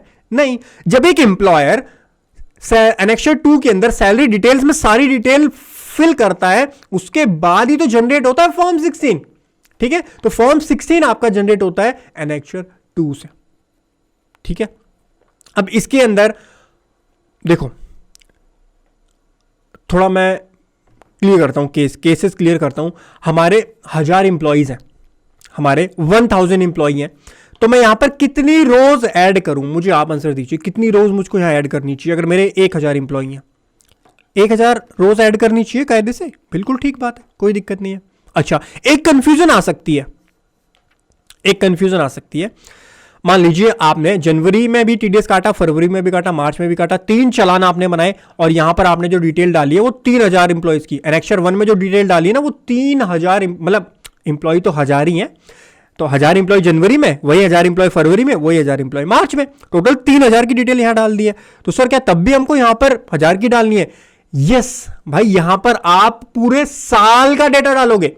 एनेक्शन 2 में जो सैलरी की डिटेल्स डालते हो, फॉर्म 16 पूरे साल का बनता है ना भाई, एक महीने का तो नहीं बनता। इसीलिए ये एनेक्शन 2 आपको क्वार्टर 4 के साथ फाइल करना होता है, जिसमें आप पूरे साल की डिटेल देते हो। पूरे साल में कितनी सैलरी आपने दी, कितनी डिडक्शंस हैं उसकी इंप्लॉय की, कितनी नेट टैक्स बना, कितना टीडीएस आपने उस पर डिडक्ट किया, वो सारी डिटेल्स आपको एनेक्शन नंबर 2 सैलरी डिटेल्स के अंदर देनी होती। अब एक एक चीज को यहां पर ध्यान से समझिएगा, कहां पर क्या क्या डालना है। सबसे पहले रो नंबर आ गया, सीरियल नंबर आ गया, अपडेटेड मोड, यहां पे ब्लैंक सेल में कुछ नहीं डालना, तो व्हाइट सेल है वहां पे डालेंगे। Permanent account number of employee, भाई एम्प्लॉय का पैन नंबर डाल दीजिए, एम्प्लॉय का पैन नंबर डाल दीजिए। वैसे देखो ये रिटर्न्स के काम ना काफी सारी ऑर्गेनाइजेशंस में पेड सॉफ्टवेयर होते हैं बहुत सारे, उनसे किया जाता है, वहां से भी आप कर सकते हो, यहां से भी आप कर सकते हो, one and the same thing. देखो डेटा फीड आपको वहां भी इसी तरीके से करना है, यहां भी इसी तरीके से करना है, कंसेप्ट तो आपके क्लियर होने ही चाहिए। नेम ऑफ एम्प्लॉय आप यहां पर डालो, तो नेम ऑफ एम्प्लॉय को यहां से हम कॉपी करके यहां पर पेस्ट कर लेते हैं। उसके बाद में डिडक्टेड टाइप सीनियर सिटीजन है या उनका स्टेटस क्या है, तो वो हमारे पास शीट के अंदर अवेलेबल है। ये एक्सेल शीट भी मैं आपको दे दूंगा वर्किंग में, आप इसको यूज़ कर सकते हैं। उसके बाद में date from which employed with correct employee in the current financial year. काफ़ी बार ये होता है एम्प्लॉय जो है वो आपको न्यू ज्वाइन करता है, तो जो न्यू ज्वाइनिंग होते हैं तो करंट ईयर में कब से उसने ज्वाइन किया उसकी डेट आपको यहाँ देनी होती है। और काफ़ी बार ऐसा होता है कि एम्प्लॉय आपको बीच में ही टाटा बाय बाय करके चला जाता है, तो date to which employed with current employee in the current financial year. तो अगर कोई टाटा बाय बाय करके गया तो उसकी आपको डिटेल देनी है 334 के अंदर यहाँ पर। और अगर कोई न्यू ज्वाइनिंग हुआ है ईयर के बीच में तो उसकी डिटेल यहाँ देनी है, मतलब उसकी डेट ऑफ ज्वाइनिंग या फिर उसकी डेट ऑफ रेजिग्नेशन जो है वो आपको यहाँ पर रिस्पेक्टिवली मेंशन करनी होती है अगर आपके केस में है तो। ठीक है, उसके बाद में आता है रिपोर्टेड टोटल। अब यहाँ पे जो मैं हेडिंग बता रहा हूँ ना इसको ध्यान से समझिएगा कि यहाँ पर बहुत ज़्यादा कॉम्प्लेक्सिटी आ जाती है। Reported total amount of salary receive from other employers, other employer से जो सैलरी आपको रिसीव हुई है, तो ये हमने यहाँ पर अपनी शीट के अंदर अपनी वर्किंग में भी, वर्किंग का पार्ट भी इसको बनाया हुआ है। अदर एम्प्लॉयर से जो भी सैलरी फ्रॉम अदर एम्प्लॉयर, तो इसको हम कॉपी करके यहाँ पर पेस्ट कर देते हैं। उसके बाद में total deduction under section number 16 subsection 2 के अंदर जो आपकी डिडक्शन होती हैं वो आपको यहाँ पर लेनी है। सेक्शन 16(2) जो है वो आपका एंटरटेनमेंट अलाउंस और प्रोफेशनल टैक्स की डिडक्शन, इन दोनों के लिए 16(2) और 16(3) का यूज़ किया जाता है। मैं एक बार चेक कर लेता हूँ 16(2) एंड 16(3). एक एंटरटेनमेंट अलाउंस के लिए होता है, एक आपका प्रोफेशनल टैक्स के लिए होता है। सेक्शन नंबर 16 के अंदर हम चेक करेंगे, ये देखिए सेक्शन 16(2) है deduction respect of any allowance in the nature of entertainment allowance. Entertainment allowance की मिलती है आपको 5,000 या 1/5 of salary which ever is less, तो मैक्सिमम 5,000 तक की आपको यहाँ पर डिडक्शन मिल जाती है। तो हमारे में एंटरटेनमेंट अलाउंस तो कुछ है नहीं वैसे, तो 0 ही डाल देते हैं दोनों जगह यहाँ पर। और 16 सबसेक्शन 3 अगर आप देखोगे ना, 16 सबसेक्शन 3 देखो, a deduction of any sum paid by the SSC on account of tax on employment within the meaning of clause 2 of article 276 constitution leviable by or under any law. Professional tax जो पे किया जाता है वो इस clause के अंदर constitution के पे किया जाता है। तो प्रोफेशनल टैक्स की अगर कोई पेमेंट है तो वो आप सेक्शन 16(3) के अंदर क्लेम कर सकते हो। वैसे वो सारा हमारे इस कैलकुलेशन का पार्ट होता है, और वो 0 है हमारे केस में, तो हम 0 करके यहाँ मेंशन कर देते हैं। उसके बाद में सेक्शन 16(1)(a) जो है ये हमारा नया ऐड हुआ था, standard deduction. 16(1)(a) deduction of 50,000 रुपी और the amount of salary which ever is less. तो 50,000 तक की स्टैंडर्ड डिडक्शन आपको यहाँ पर मिल जाती है, तो 50,000 की स्टैंडर्ड डिडक्शन हम यहाँ पर पुट कर देते हैं। ठीक है, 50,000 की स्टैंडर्ड डिडक्शन यहाँ पर आ गई। मूविंग फर्दर, उसके बाद हमारे आता है income admissible loss from house property by employee offer for TDS under section number 192(2)(b। अब 192(2)(b) क्या बोलता है कि जो हाउस प्रॉपर्टी का इनकम या हाउस प्रॉपर्टी का लॉस, केवल हाउस प्रॉपर्टी का लॉस कंसिडर कर सकता है एम्प्लॉयर जब वो टीडीएस की डिडक्शन कर रहा है। और ये चीज हमने अपनी कैलकुलेशन में भी समझी थी, तो यहां पर हमने अलग से अपनी कैलकुलेशन में बनाया हुआ है। हाउस प्रॉपर्टी का टोटल कितनी इनकम है वो हमने यहां पे कॉपी करके एंड पेस्ट कर दी हाउस प्रॉपर्टी की जो भी टोटल इनकम है एम्प्लॉय की यहाँ पर। ठीक है, ग्रॉस टोटल इनकम अभी नहीं आएगी, इसके अंदर ना कॉलम थोड़े से आगे पीछे हो रखे हैं, सो कॉलम को इग्नोर कीजिएगा। मेरे साथ साथ जैसे जैसे मैं बता रहा हूँ चीजें यहाँ पर फिल कीजिए और आपका सारा डिटेल ठीक हो जाएगा। इसी से एम्प्लॉय का फॉर्म 16 बनेगा। तो यहाँ पे गलती मत कीजिएगा, कुछ भी गलती का यहाँ कोई चांस नहीं है, वरना दिक्कत बहुत ज्यादा हो जाती है, फिर इसको ठीक करने में, रिविजन और करेक्शन करने में काफी दिक्कत आ जाती है। 80GC, अब ये भी इन्होंने बीच में डाला है 2 कॉलम्स, ये मैं आपको बाद में समझाऊंगा, 19 और 20। उसके बाद आगे चलते हैं, income tax on total income, ये भी बाद के कॉलम है बेसिकली, इन्होंने स्टार्टिंग में मैंने बोला ना आगे पीछे डेटा हो रखा है, तो मैं इसको बाद में समझाऊंगा। स्टार्टिंग से चलते हैं, जहां आप हमारी, इसको भी छोड़ो, 1 सेकेंड रुको, बस मेरे को 1 सेकेंड दो, यहां से 345 से आ जाओ। 340, ये बीच के मैं समझाऊंगा, अभी वेट करो, क्योंकि यहां पर ना आगे पीछे करके डेटा दिया हुआ है, इसीलिए थोड़ी सी कंफ्यूजन हो जाती है डेटा डालने में। सो अभी तक हमने डाला, उसके बाद में यहां पर हमको डालना है whether tax deducted a higher rate due to non furnishing of PAN. PAN आपने फर्निश नहीं किया तो क्या उसकी वजह से हायर रेट है, तो पेन सारे इंप्लॉयज का ऑलरेडी फर्निश है, तो हम यहां पर सिंपली नो सेलेक्ट करेंगे, यहां पर हमको नो सेलेक्ट करना होगा। तो यहां पर जाके हम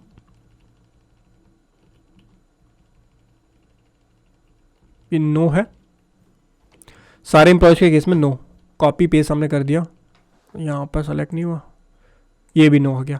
उसके बाद में whether house rent allowance whether aggregate rent payment exceed 1 lakh रुपये, मैंने आपको समझा दिया था कैलकुलेशन के टाइम पे, 1 लाख से ज्यादा का अगर रेंट होता है लैंडलॉर्ड उसका, आपके एम्प्लॉय का, तो उस केस में लैंडलॉर्ड का आपको पैन नंबर यहां पर चाहिए होता है। तो हमने यहां पर एक फिल्टर रेंट की डिटेल हम मांग लेते हैं, और हमने कैलकुलेशन में इंक्लूड की थी कि कितना एक्चुअल रेंट पे करता है एम्प्लॉय। ये कौन बताएगा सर? अरे एम्प्लॉय बताएगा ना, एम्प्लॉय से मेल करके ये सारी डिटेल्स मांगी जाती हैं कि कितना एक्चुअल रेंट आपने पे किया, उसकी रिसीट्स हमको ला करके दीजिए। तो एक्चुअल रेंट अगर 1 लाख से ज्यादा है तो ये हमने यहां पर फिल्टर लगाया हुआ है, नो और यस। नो मतलब अगर कम है तो नो, ज्यादा है तो यस। इसको हम यहां पर पेस्ट कर देंगे। पहले वाले में क्या था, 1 सेकेंड, नो, तो इस वाले में नो सेलेक्ट कर देते हैं। अब जहां पे नो होगा, जहां पे नो होगा वहां पे आपको पेन की जरूरत नहीं है, और जहां पे यस है वहां पे आपको लैंडलॉर्ड का पेन डालना पड़ेगा, यानी आपका जो एम्प्लॉय है उसके लैंडलॉर्ड का पेन भी आपको चाहिए होता है, और लैंडलॉर्ड का पेन और उसका नेम, ये 2 चीजें आपको चाहिए होती है। मतलब पेन अगर आपका उसका आ गया तो नेम तो उसमें से मिल ही जाएगा। खैर, लैंडलॉर्ड का पेन ये रहा, लैंडलॉर्ड का पेन, ये जो वर्किंग है ना, इसको ध्यान से पहले एक बार देख लीजिएगा, ये वर्किंग आपको बनानी पड़ेगी बहुत अच्छे से, उसके बाद आप काम कर पाओगे। नेम ऑफ लैंडलॉर्ड 1, इसका नेम फिर आपको यहाँ लिखना है, लैंडलॉर्ड का नेम डालना है, अब यहाँ पर एम्प्लॉय का नहीं डालना दोबारा से। जो आपके लैंडलॉर्ड का नेम है वो यहाँ पे आप मेंशन करो। उसके बाद में उसके बाद देखो लैंडलॉर्ड 1 है, लैंडलॉर्ड 2 है, लैंडलॉर्ड 3 है। इसका मतलब क्या है, देखो हो सकता है ना आपका एम्प्लॉय 1 या 2 या 3 कितनी बार उसने शिफ्ट किया हो, स्विच किया हो अपना जो घर है वो, तो अगर स्विच किया है तो हो सकता है 2 लैंडलॉर्ड हो, 3 लैंडलॉर्ड हो। उस सिचुएशन में आपको 2 या 3, यहाँ पर आपको मैक्सिमम 4 लैंडलॉर्ड की जो है डिटेल्स आप यहाँ पर डाल सकते हो। लैंडलॉर्ड के बाद बारी आती है इंटरेस्ट पेमेंट की। मैंने आपको बताया था अगर आपका एम्प्लॉय कोई इंटरेस्ट की पेमेंट करता है तो उसको इंटरेस्ट की डिडक्शन भी मिलती है। तो यहाँ पर हमने अपनी जो कैलकुलेशन की थी हाउस प्रॉपर्टी की, इसके अंदर वहां पर इंटरेस्ट की डिटेल्स भी ऑलरेडी मेंशन की हुई थी। तो जितना भी इंटरेस्ट पे किया हुआ है, सेल्फ ऑक्यूपाई पे कितना है और लेट आउट पे कितना है,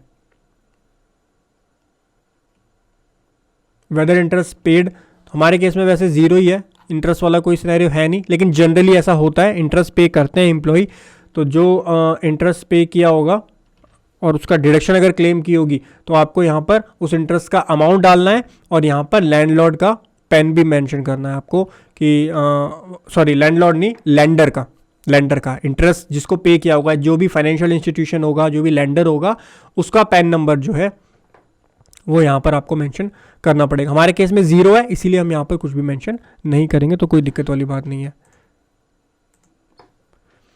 इसी तरीके से हो सकता है 2 लेंडर ने मिलकर के दिया हो लोन, या फिर हो सकता है बीच में बीटी बैलेंस ट्रांसफर होता है एक, तो बैलेंस ट्रांसफर अगर आपके एम्प्लॉय ने कराया है तो आधा इंटरेस्ट किसी और को दिया होगा, आधा इंटरेस्ट किसी और लेंडर को दिया होगा, तो यहाँ पर आप 2 लेंडर्स की, 2 नहीं बेसिकली 3 4 लेंडर की डिटेल अपनी डाल सकते हैं। तो वो डिटेल्स आप यहाँ पे मेंशन कर सकते हैं। ये डिटेल्स आपको करेक्टली डालनी होती है क्योंकि इसी के बेसिस पे क्या बनने वाला है एम्प्लॉय का फॉर्म 16, इसीलिए ध्यान रखिएगा। उसके बाद में वेदर कॉन्ट्रीब्यूशन, यहाँ तक आ गया 4 लेंडर का। Whether contribution paid by the trustee of an approved superannuation fund, किसी सुपर एन्युएशन फंड में अगर आपके एम्प्लॉय ने और आपने जो है पैसा डिपॉजिट किया है तो उसकी डिटेल्स आपको यहाँ देनी है, उसका नेम देना होता है, date from which the employee has contributed to the superannuation fund और date to which the employee has contributed to the superannuation fund, मतलब यानी कब से लेकर कब तक एम्प्लॉय ने उस सुपर एन्युएशन फंड में इन्वेस्ट किया है, उसकी डिटेल्स आपको देनी होती है, उसका नाम आपको देना होता है। ठीक है, तो यहाँ पे हम नो सेलेक्ट करेंगे कि हमारे एम्प्लॉय के केस में ऐसा नहीं है, किसी में सुपर एन्युएशन फंड में किसी ने इन्वेस्टमेंट नहीं की है, तो सारे केसेस में हम यहाँ पर नो पुट कर देते हैं। परफेक्ट, और बाकी डालने की कुछ जरूरत नहीं क्योंकि हमने ऑलरेडी नो कर दिया है। Amount of contribution repaid on account of principal and interest, ये बेसिकली सुपर एन्युएशन का ही होता है। Average rate of deduction of tax during the preceding 3 year और the amount of tax deducted on repayment, ये आपको डालना होता है। बेसिकली ये जो सारे सिचुएशन है ये सुपर एन्युएशन फंड से रिलेटेड जो है सारी इन्फॉर्मेशन आपको यहाँ पर देनी है अगर आपके एम्प्लॉय ने और आपने मिलकर के सुपर एन्युएशन फंड में पैसा डिपॉजिट किया है तो।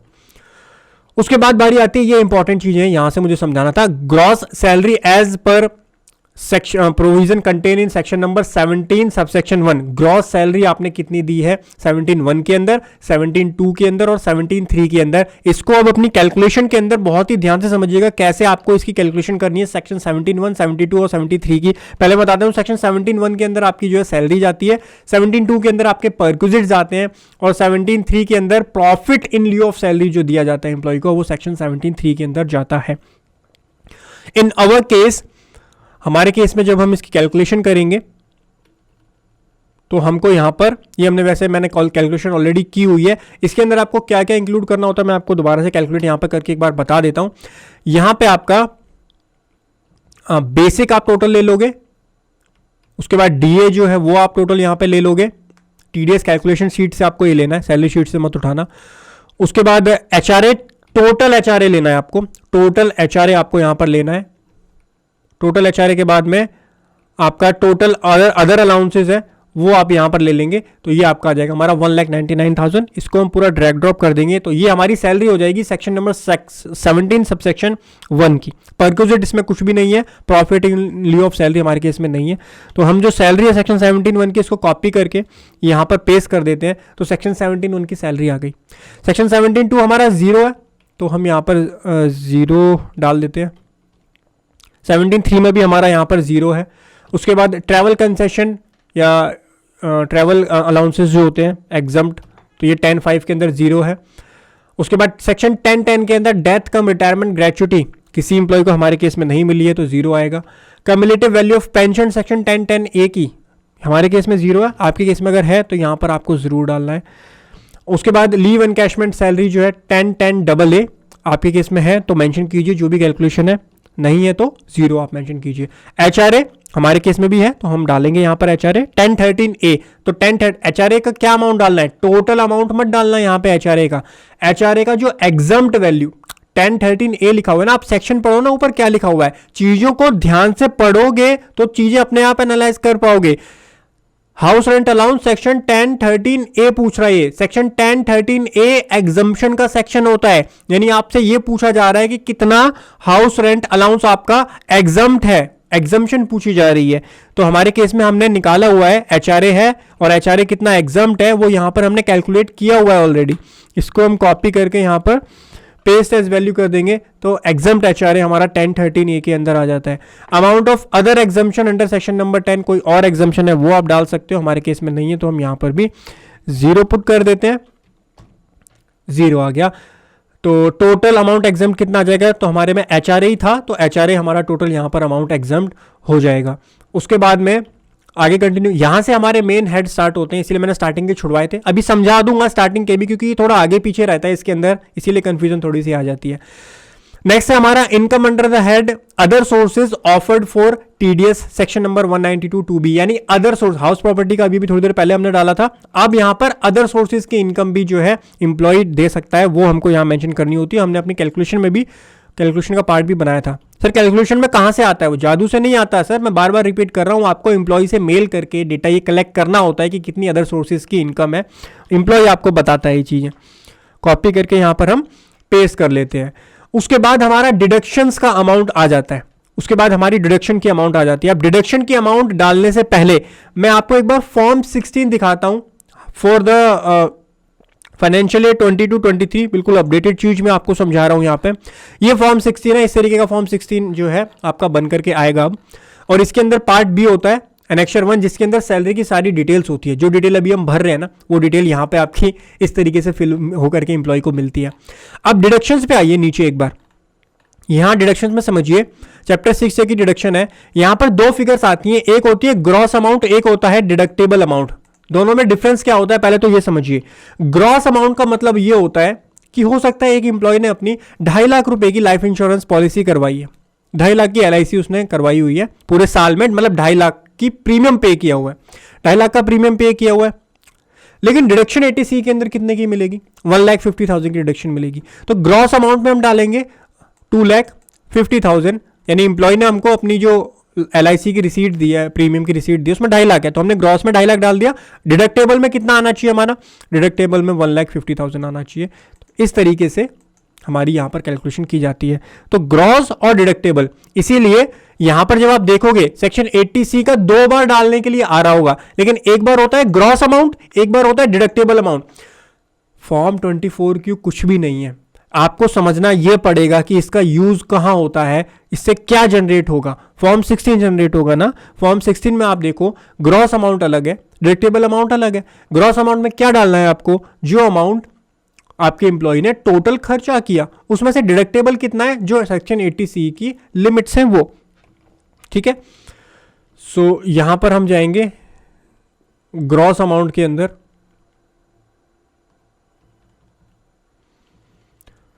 हमने यहां पर टोटल जो डिडक्शंस है, हमने टोटल डिडक्शंस ही यहां पर डाली हुई है। ग्रॉस टोटल इनकम आगे जो डिडक्शन है वो डाली है, हमने यहां पर डाला ही नहीं है कि वो वाला अमाउंट ग्रॉस अमाउंट। तो आप जो आपका डिडक्शन का अमाउंट है वही आप ग्रॉस में भी डाल दो, कोई दिक्कत यहां से नहीं आएगी। देखो जो डिडक्टेबल अमाउंट है वो हमने यहां पे डाल दिया, क्योंकि ऑब्वियसली एक चीज सोचो ना, डिडक्टेबल अमाउंट जो होगा वो कम ही होगा और जो ग्रॉस अमाउंट है वो आपका ज्यादा ही होगा, तो वहां कोई दिक्कत वाली बात नहीं है। इसी तरीके से 80C के बाद 80CCC deduction in respect of contribution to certain pension fund, 80CCC के अंदर आपको उसकी डिडक्शन मिलती है। तो अगर आपके केस में है ये वाले पेंशन फंड्स तो आप यहां डाल सकते हैं, हमारे केस में नहीं है तो हम यहां पर 0 ही पुट करने वाले हैं।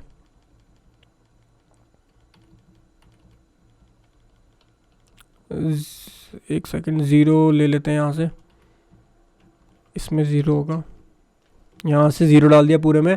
उसके बाद deduction in respect deductible amount यहाँ भी 0 आएगा।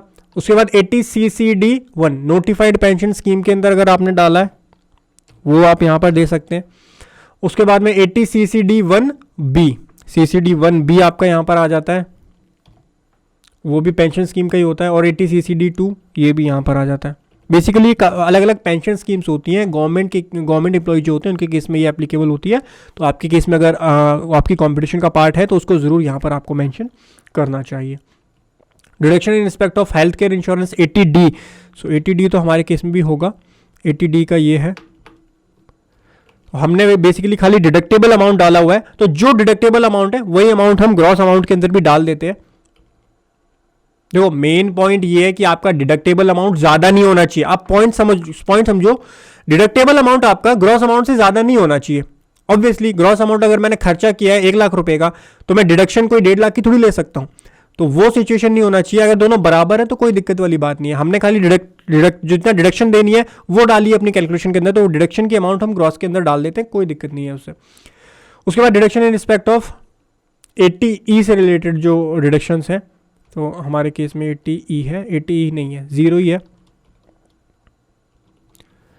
तो 0 वाली फिगर हम यहाँ पर पेश कर देते हैं। डिडक्टेबल अमाउंट भी 0 आ गया। उसके बाद में 80G की डिडक्शन 0 है। अब 80G में आप देखोगे 80G 3 बार आ गया। यही चीजें कंफ्यूजन पैदा करती हैं और ध्यान से आपको समझना पड़ेगा। मैं आपको अभी फॉर्म 16 दिखाऊंगा, आपका कंफ्यूजन बिल्कुल दूर हो जाएगा, और ऐसा क्यों होता है उसका कंफ्यूजन भी आपके लिए दूर हो जाएगा।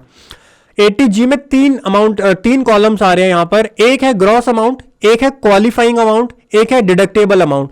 अब इन तीनों में डिफरेंस क्या है सर? ये क्वालिफाइंग अमाउंट क्या होता है, डिडक्टेबल अमाउंट क्या है, वो क्या होता है, और ग्रॉस अमाउंट क्या होता है? देखो फॉर्म 16 में आप देखोगे, सो क्वालिफाइंग अमाउंट क्या होता है? ये सारे प्रोविजंस, सारे नहीं, कुछ डिडक्शंस के प्रोविजन हमको क्वालिफाइंग अमाउंट बताते हैं। जैसे मैं आपको एक एग्जांपल देता हूं 80G की हेल्प से, आप इस एग्जांपल को समझेंगे तो और अच्छे से समझ पाएंगे।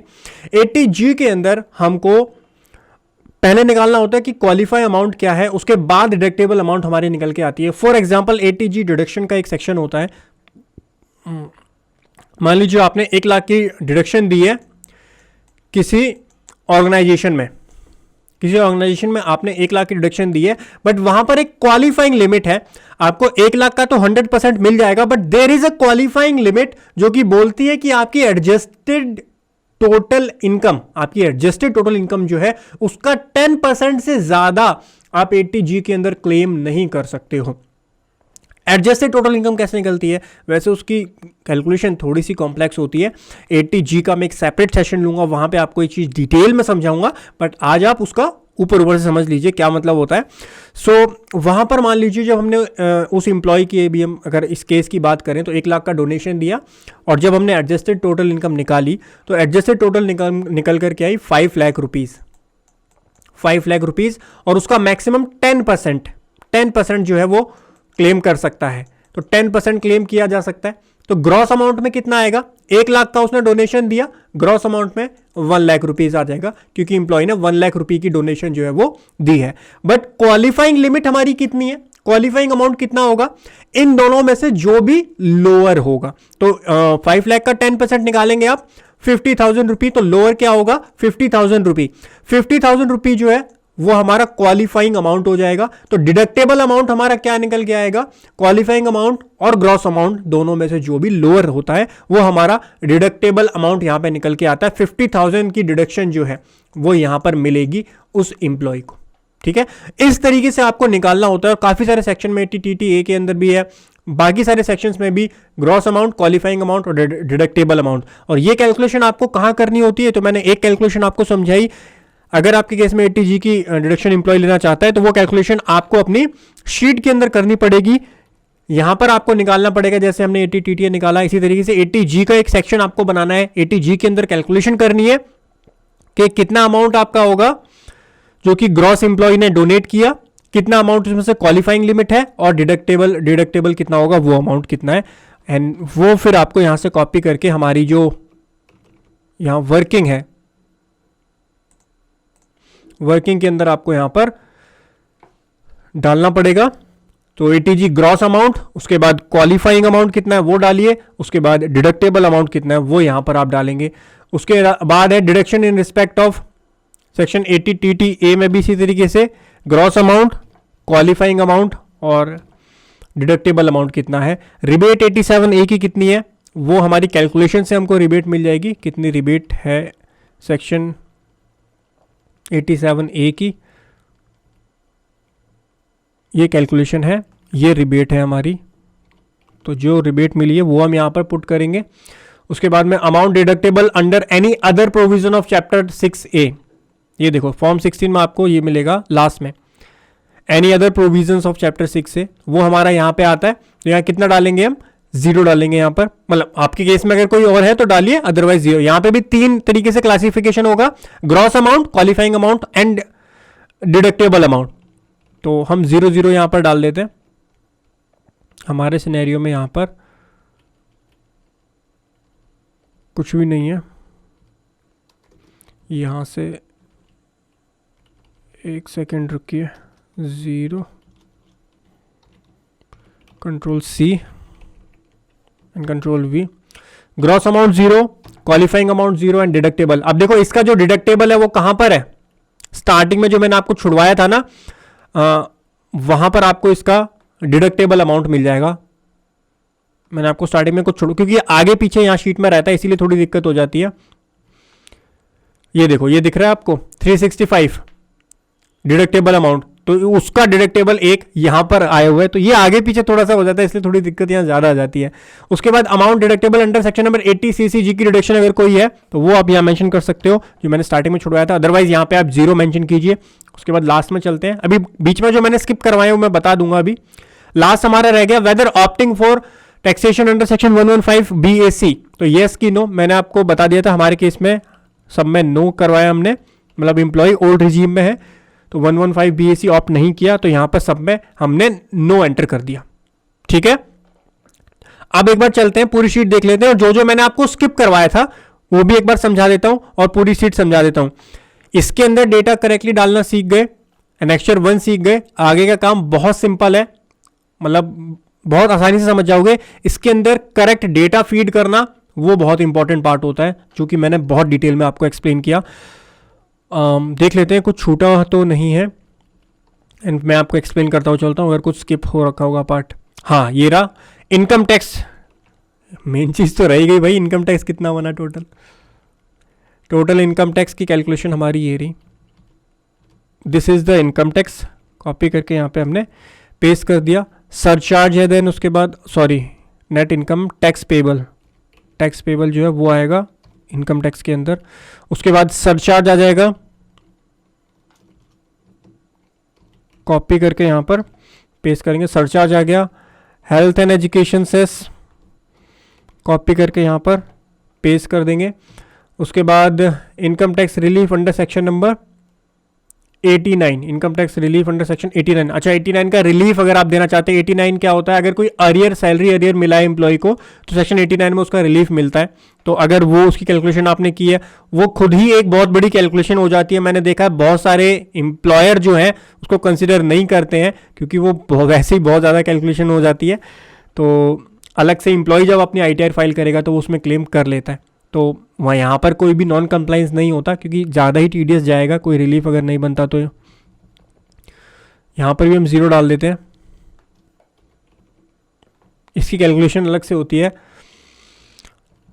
उसके बाद में amount, total amount of tax deducted at source by the current employer for the whole year, पूरे साल में कितना TDS आपने डिडक्ट किया, टोटल TDS जो आपने पूरे साल में यहां पर डिडक्ट किया है।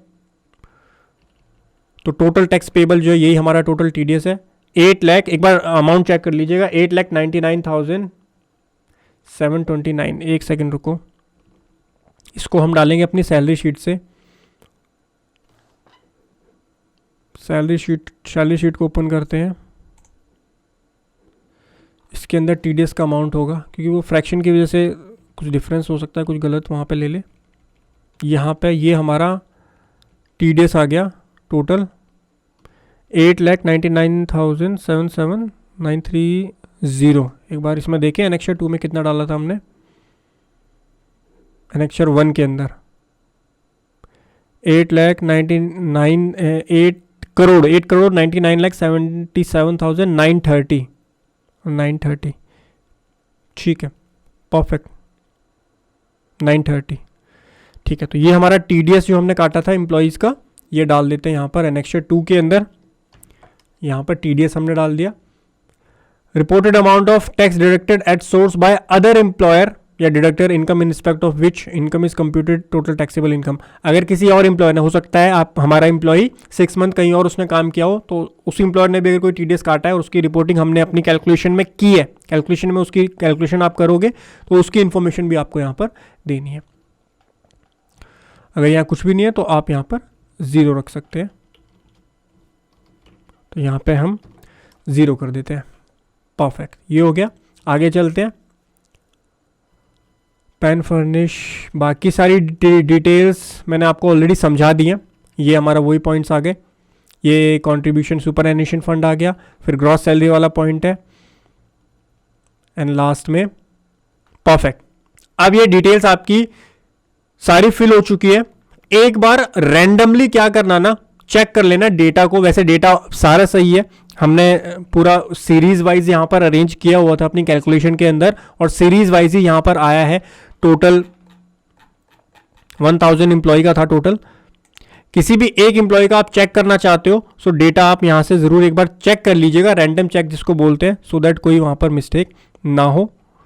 तो 1000 एम्प्लॉय के हमने यहाँ पर डेटा डाल दिया एनेक्सर 2 के अंदर, ये हो गया। अब आपको एक बार एनेक्सर 3 का ओवरव्यू दे देता हूं। एनेक्सर 3 में आपको किसको डेटा डालना होता है? पहली बात, एनेक्सर 3 सबके लिए मैंडेटरी नहीं होता। स्पेसिफाइड बैंकिंग एंटिटीज जो हैं, जो स्पेसिफाइड बैंक्स हैं जो TDS काटते हैं सीनियर सिटीजन्स का, उनके लिए मैंडेटरी होता है यहाँ पर। और ये जो होता है, ये होता है due to compliance of section number 194P का जो कंप्लायंस होता है, 194P का कंप्लायंस करने के लिए हमको ये एनेक्सर 3 दिया जाता है, और इसके अंदर आपको डिटेल डालनी होती है। सेम उसी तरीके से डिटेल्स आपको यहाँ पर डालनी होती है, और यहाँ तो इतनी ज़्यादा डिटेल्स भी नहीं होती, कम डिटेल डालनी होती है। मैं आपको एक बार ओवरव्यू दे देता हूँ कि क्या क्या चीज़ें हैं। पैन देना है आपको, सुपर स्पेसिफाइड सीनियर सिटीजन का यहाँ पर आपको पैन देना है। और स्पेसिफाइड सीनियर सिटीजन कौन है? वो जिसको खाली पेंशन से इनकम मिलती है, पेंशन से और अदर सोर्सेज से जिसको इनकम मिलती है, इंटरेस्ट से, इंटरेस्ट वगैरह से, और जिसकी एज 75 से ज़्यादा है, वो यहाँ पर स्पेसिफाइड सीनियर सिटीजन कहलाता है। तो उसकी सारी डिटेल्स है। 115 BAC में जाना चाहता है, सेक्शन 17(1) के अंदर कितनी पेंशन मिली है उसको, बाकी सारी डिटेल्स डिडक्शंस वगैरह की। तो ये कंप्लाइंस बेसिकली इन्होंने क्या किया, गवर्नमेंट है ना, ये कंप्लाइंस, क्योंकि अब उनके लिए तो मैंडेटरी है नहीं ITR फाइल करना, ये कंप्लाइंस बैंक के ऊपर थोप दिया कि बैंकर्स आप जो अब ये वाला कंप्लाइंस करेंगे अपने उन डिडक्टिव्स के रिस्पेक्ट में जिनका TDS 194P के अंदर आप डिडक्ट कर रहे हैं, एंड यहाँ पे डिडक्ट करके देना है। अदरवाइज अगर आप एक नॉर्मल एम्प्लॉय की बात करें तो वहाँ पे आपका एनेक्सर 2 के अंदर आपको डिटेल्स डाल करके आपका काम हो जाता है। बट अभी काम नहीं हुआ है, अभी तो आपका एक प्रोसेस हुआ है। अब हमारा नेक्स्ट प्रोसेस स्टार्ट होता है। अब आपको क्या करना है, इसकी फाइल जनरेट करनी है। हो सकता है आपके काफ़ी सारे एरर्स आए, तो एरर फाइल आपकी जनरेट होगी। बट उससे पहले देखो, हमने डिटेल डाली चालान की, ये चालान की डिटेल हमने यहाँ पर एक डाली है। अब ये डिटेल मैच भी तो करेगा ना, ये यूटिलिटी एक बार मैच भी तो करेगी, ये डिटेल सही है या गलत है। तो वो कैसे मैच होगा, वो मैच करने के लिए हमको चाहिए होता है चालान CSI फाइल, हमको चाहिए होता है। अब चालान CSI फाइल डाउनलोड करने से पहले आप एक चीज को ध्यान से समझिए। आज की डेट में चालान पे करने के 2 ऑप्शन आपके पास होते हैं। पहला ऑप्शन है NSDL के साइट से आप कर सकते हैं, जो कि आप पहले भी करते थे, अभी भी करते हैं। सो अगर आप NSDL की साइट से करते हैं तो आपको क्या करना है, CIS चालान होता है, OLTS ये एप्लीकेशन होती है, लिंक में दे दूंगा आपको चाहिए तो। यहां पर हमको जो है चालान की CIS फाइल जो है, वो CSI फाइल जो है वो यहां से मिल सकती है। लेकिन यहाँ पे नीचे एक इन्फॉर्मेशन आ रही है, देखो, to view and download CSI file for challan generated directly at income tax portal, please log in and navigate to e pay services. तो अगर आपने NSDL से पे किया है चालान, जैसा कि मैंने आपको दिखाया था, मैंने जो आपको चालान की पेमेंट बताई थी जब चालान बनाना सिखाया था, तो TDS सैलरी चालान दिखा देता हूँ मैं, जो टिन की वेबसाइट है, ई पेमेंट, ये रहा चालान नंबर 281 हमको करना होता है, जो ये वाली वेबसाइट होती है। यहाँ से प्रोसीड करके जो आप पे करते हो, उसके लिए जो CSIS फाइल मिलेगी वो आपको यहाँ से मिलेगी। लेकिन अगर आपने चालान की पेमेंट की है इनकम टैक्स वेबसाइट से, तो इनकम टैक्स वेबसाइट से चालान कैसे डाउनलोड, चालान की CSI फाइल दोनों जगह से मिल जाएगी, कोई दिक्कत नहीं है। अब ये आपके ऊपर डिपेंड करता है आपने कहाँ से पेमेंट की हो। तो हम जाएंगे इनकम टैक्स पोर्टल पे,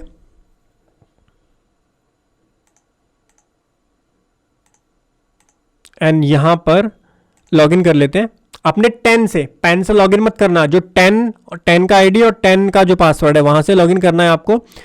एंड यहां पे ई पे टैक्स में आप जाओगे, हमारे में हमने यहां से पे नहीं किया है, तो इन्होंने भी नीचे दिया हुआ है कि अगर आपने प्रोटीन की वेबसाइट से किया है तो वहां से आप कर सकते हो। तो आपको यहाँ पे जो है पेमेंट हिस्ट्री में आप जाएंगे, यहाँ पे आपको click here for challan file for the period 1 जुलाई 2022 के बाद में, तो यहाँ पे आपको क्लिक करना है। देखिए ये वही वाली वेबसाइट है कि जो मैंने आपको दिखाई थी, और यहाँ पे आपको जो है डाउनलोड चालान फाइल जो है यहाँ से आप डाउनलोड कर सकते हो, क्योंकि हमने तो कोई पेमेंट यहाँ से की नहीं है इसलिए नहीं आ रहा। अदरवाइज यहाँ पे आपका ऑप्शन आ जाएगा, यहाँ पे आप जो है देखिए यहाँ से आप असेसमेंट ईयर सेलेक्ट कीजिए एक बार, जैसे 23-24 टाइप ऑफ पेमेंट आएगा हमारा। हम करते हैं 1 जनवरी से लेकर के 12 जनवरी तक। नो रिकॉर्ड फाउंड, हमारे केस में कोई मतलब हमने भी पेमेंट की ही नहीं इसलिए रिकॉर्ड नहीं आ रहा। यहाँ पे फिल्टर करके आपको रिकॉर्ड्स मतलब जिस पीरियड में आपने पेमेंट की वो पीरियड सेलेक्ट करो यहाँ पे आप, उसके बाद में आपका डाउनलोड चालान फाइल का यहाँ पे ऑप्शन आ जाएगा। ये आपको दिख रहा होगा भी हमारे में ये फेड हो रखा है, तो यहाँ से आप फिर डाउनलोड कर सकते हो चालान। OLTS से चालान किस तरीके से, अगर आपने जो प्रोटीन की वेबसाइट है NSDL की वेबसाइट है यहाँ से अगर चालान की पेमेंट की है तो यहाँ पे आपको किस तरीके से करना है, आपको 10 बेस्ड व्यू में जाना है एंड यहाँ पे 10 नंबर डालना है। 10 नंबर हम यहाँ से, ये 10 नंबर है, 10 नंबर आप यहाँ पे डालिए। उसके बाद पीरियड सेलेक्ट कीजिए कब से लेकर कब तक का आप चाहते हैं, तो जनवरी 2023 से लेकर के, और हमने 5 अप्रैल 2023 तक ले लेते हैं। उसके बाद में कैप्चा कोड डाल के आप व्यू चालान फाइल डिटेल्स करेंगे तो यहाँ पे आपकी चालान डिटेल्स नीचे शो कर देगा। जो भी चालान आपका एप्लीकेबल चालान वो उसको आप यहाँ से डाउनलोड कर सकते हैं। डाउनलोड चालान फाइल करेंगे तो आपकी चालान फाइल यहाँ से डाउनलोड हो जाएगी। सो आपकी जो चालान की CSI फाइल होगी उसको आप सेव कर लीजिएगा। जो भी आपका फोल्डर है जहाँ पे आप वर्किंग कर रहे हैं वहाँ पे चालान की CSI फाइल को आपको सेव करना है। उसके बाद में जाना है आपको दोबारा से यहाँ पर टूल पर, और यहाँ पर क्रिएट फाइल का एक ऑप्शन आएगा। सो यहाँ पर देखिए एक एरर आ रहा है column number 1 and column number 6। तो यहाँ पे हमको row 1 and column number 6, okay, यहाँ पे हमको डेट डालनी पड़ेगी, date from which current employment with current employment current year. तो मतलब जो स्टार्टिंग की डेट है वो हम यहाँ पर मेंशन कर देते हैं। इसको भी यहाँ से एक सेकंड रुकिए, जो हमारा beginning of the financial year है यानी 1/4/2022, बिल्कुल सही। कंट्रोल D कंट्रोल C और ये डाल देते हैं हम यहाँ पर, ये आ गया। उसके बाद क्रिएट फाइल पे क्लिक करते हैं, लास्ट डेट जो है वो डाल देते हैं यहाँ पर, ठीक है। अब क्रिएट फाइल पे एक बार क्लिक करते हैं तो अगर कोई एरर आपका प्राइमा फेसी होता है वो यहाँ पे भी शो हो जाता है। अगर अभी आपकी एरर फाइल भी बन सकती है, हो सकता है कोई और एरर हो, तो वो एरर फाइल कैसे बनेगी, कहाँ वो सेव होगी वो अभी बताता हूँ। उसके बाद challan input file name and path आपको यहाँ से सेलेक्ट करना है। जो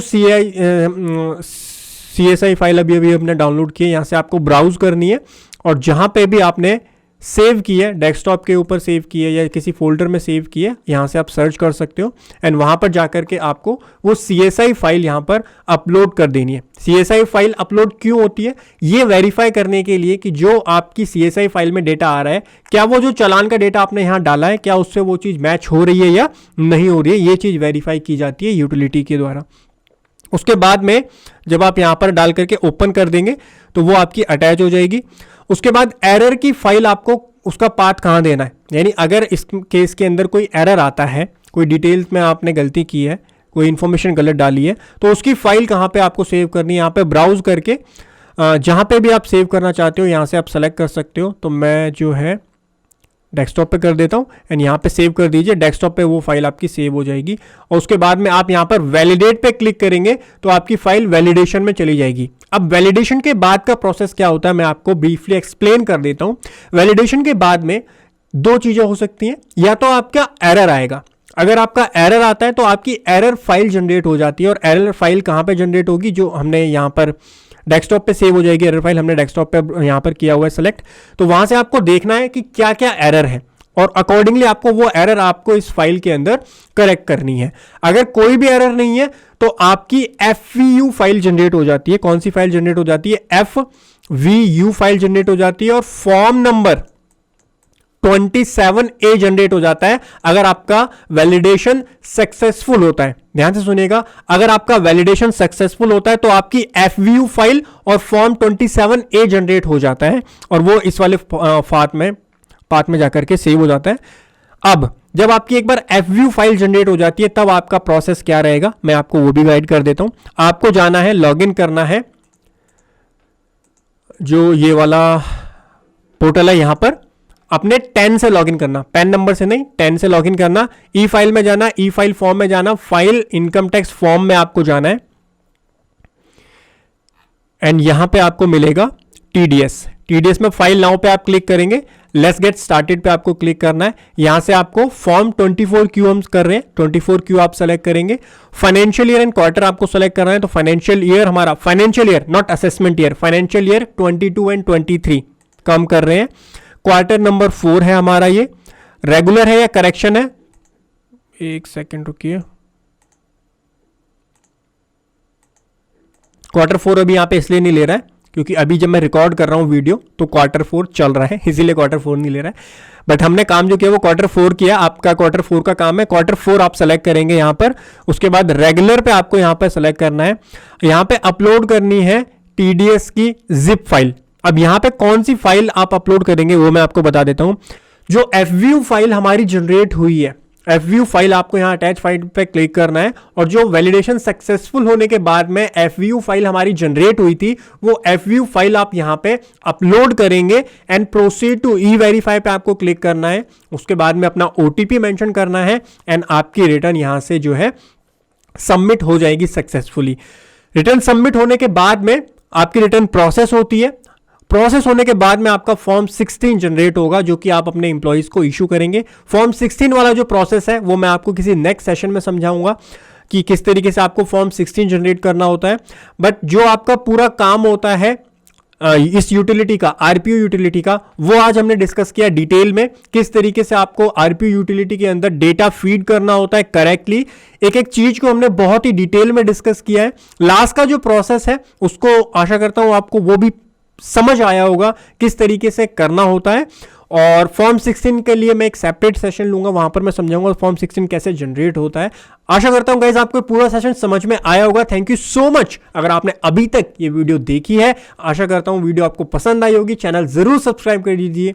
thank you so much for joining today's session. Have a great time. हंसते रहिए, मुस्कुराते रहिए। Bye bye, take care.